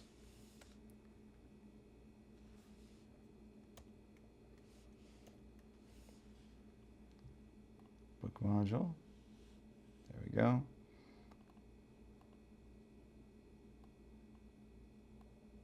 Okay.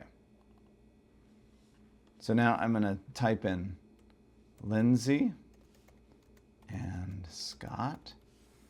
And I have all the controls inside of here, inside of Lightroom, that I have on any of Adobe's products.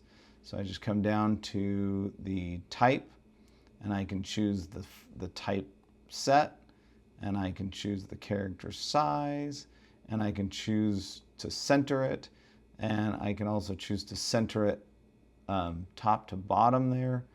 So now that's what that's probably too big. So I just click on it again, change the size just a little bit. There we go. So I have full editable control over everything, including the actual images themselves. So I can change, the size of an image, or I can change where it is on the page. I can take it higher or lower. I can even move the text itself around. So I could double click this because we don't need an image number here. So I could, type something like photos by Jared. Oops, first I gotta go in here and delete this. Then I can, so photos by Jared Platt. There you go. So I have a lot of control over everything here inside of the book. Plus, if I added to this collection a logo, I could then drag a logo onto my book. So once I'm done, I'm just going to go to this bottom button here and click send trade book to Blurb.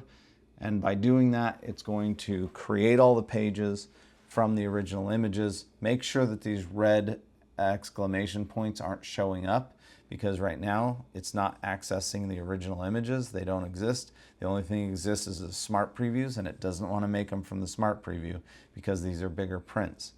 Well, most of them are really small, but the big ones, it doesn't want to do it. So it's trying to tell you, I don't have the original images available to make this.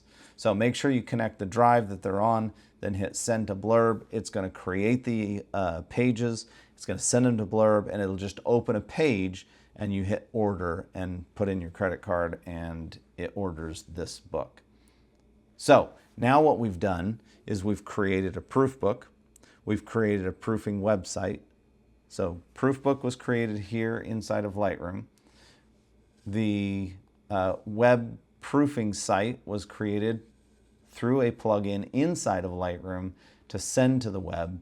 And we don't have to, by the way, I don't actually send this to the web until I am ready to do all of it.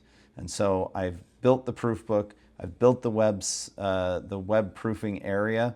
I've exported and made my slideshow inside of Smart Slides. I've gone to Smart Albums and I've made the album. And I have also gone to my framed print area inside of White House Custom Color, and I've ordered the print.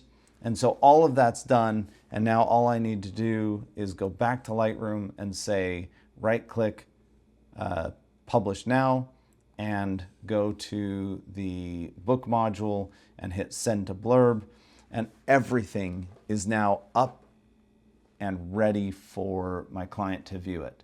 Now, how do I send it to them?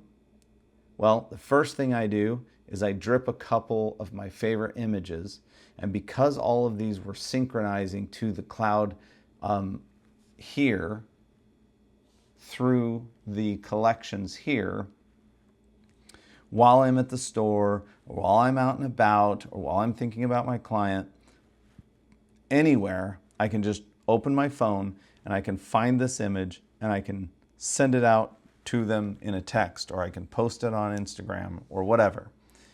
And I drip a couple images to them for the next day or so. And then as soon as I am ready and I think that they're ready to see the images, and I know that the proof book is on its way, then I am ready to start sharing. So I'm going to share the slideshow with them. The slideshow is then at the end going to have a link that's going to send them to the full collection of images.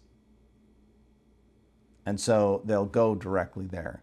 Once that happens, and I've sent them an email with the link to the slideshow. Once that happens, I'm going to send them a second email, and that email is going to have access to everything. It's going to have a link to the website. It's going to have with the passwords and all that. It's going to have a link to the slideshow with the code for downloading. It's going to have a message about the Blurb proof book that's coming. And it's going to have a link to the proof book, because on the proof book page, you can actually give them a link to buy additional copies. So it's going to have a link to that so that they can buy additional copies if they want one for, say, mom or dad, because I give them one copy and then they can order additional ones because it's already up there, it's already being ordered, it's already been produced, but there's a link for people to buy their own copy, and I set those at $150 for a proof book, and it cost me about $75. So all of this stuff was done very quickly. And I know it takes a little while for us to explain it, but if you look at the time that it takes to do this, it's very, very minimal time, as long as you do it with the intention of getting things done. All right, I'm going to check my notes and make sure that I have gotten through everything. There was a question at one point. Someone asked if I thought I was cannibalizing by making such an amazing proof book. And my answer to that is no, I don't think that I'm cannibalizing, because I think that the client is going to want an album if they want an album. They're not going to see a proof book as an album because A, it's not as high a quality. B, it's got image numbers all over it. C, you can't hang it, so it's not going to cannibalize on prints. And it's got every image in it. And there's bound to be images that the mom or whoever doesn't want to see. And so they're going to want to choose their best images, see them big. So it doesn't cannibalize on the albums themselves. If someone sees it as an album, they weren't going to buy an album anyway, so I don't see it as a problem. There was, I'm looking to see if there are any other questions that came up that I don't think I talked about. So give me a second, looking. No. And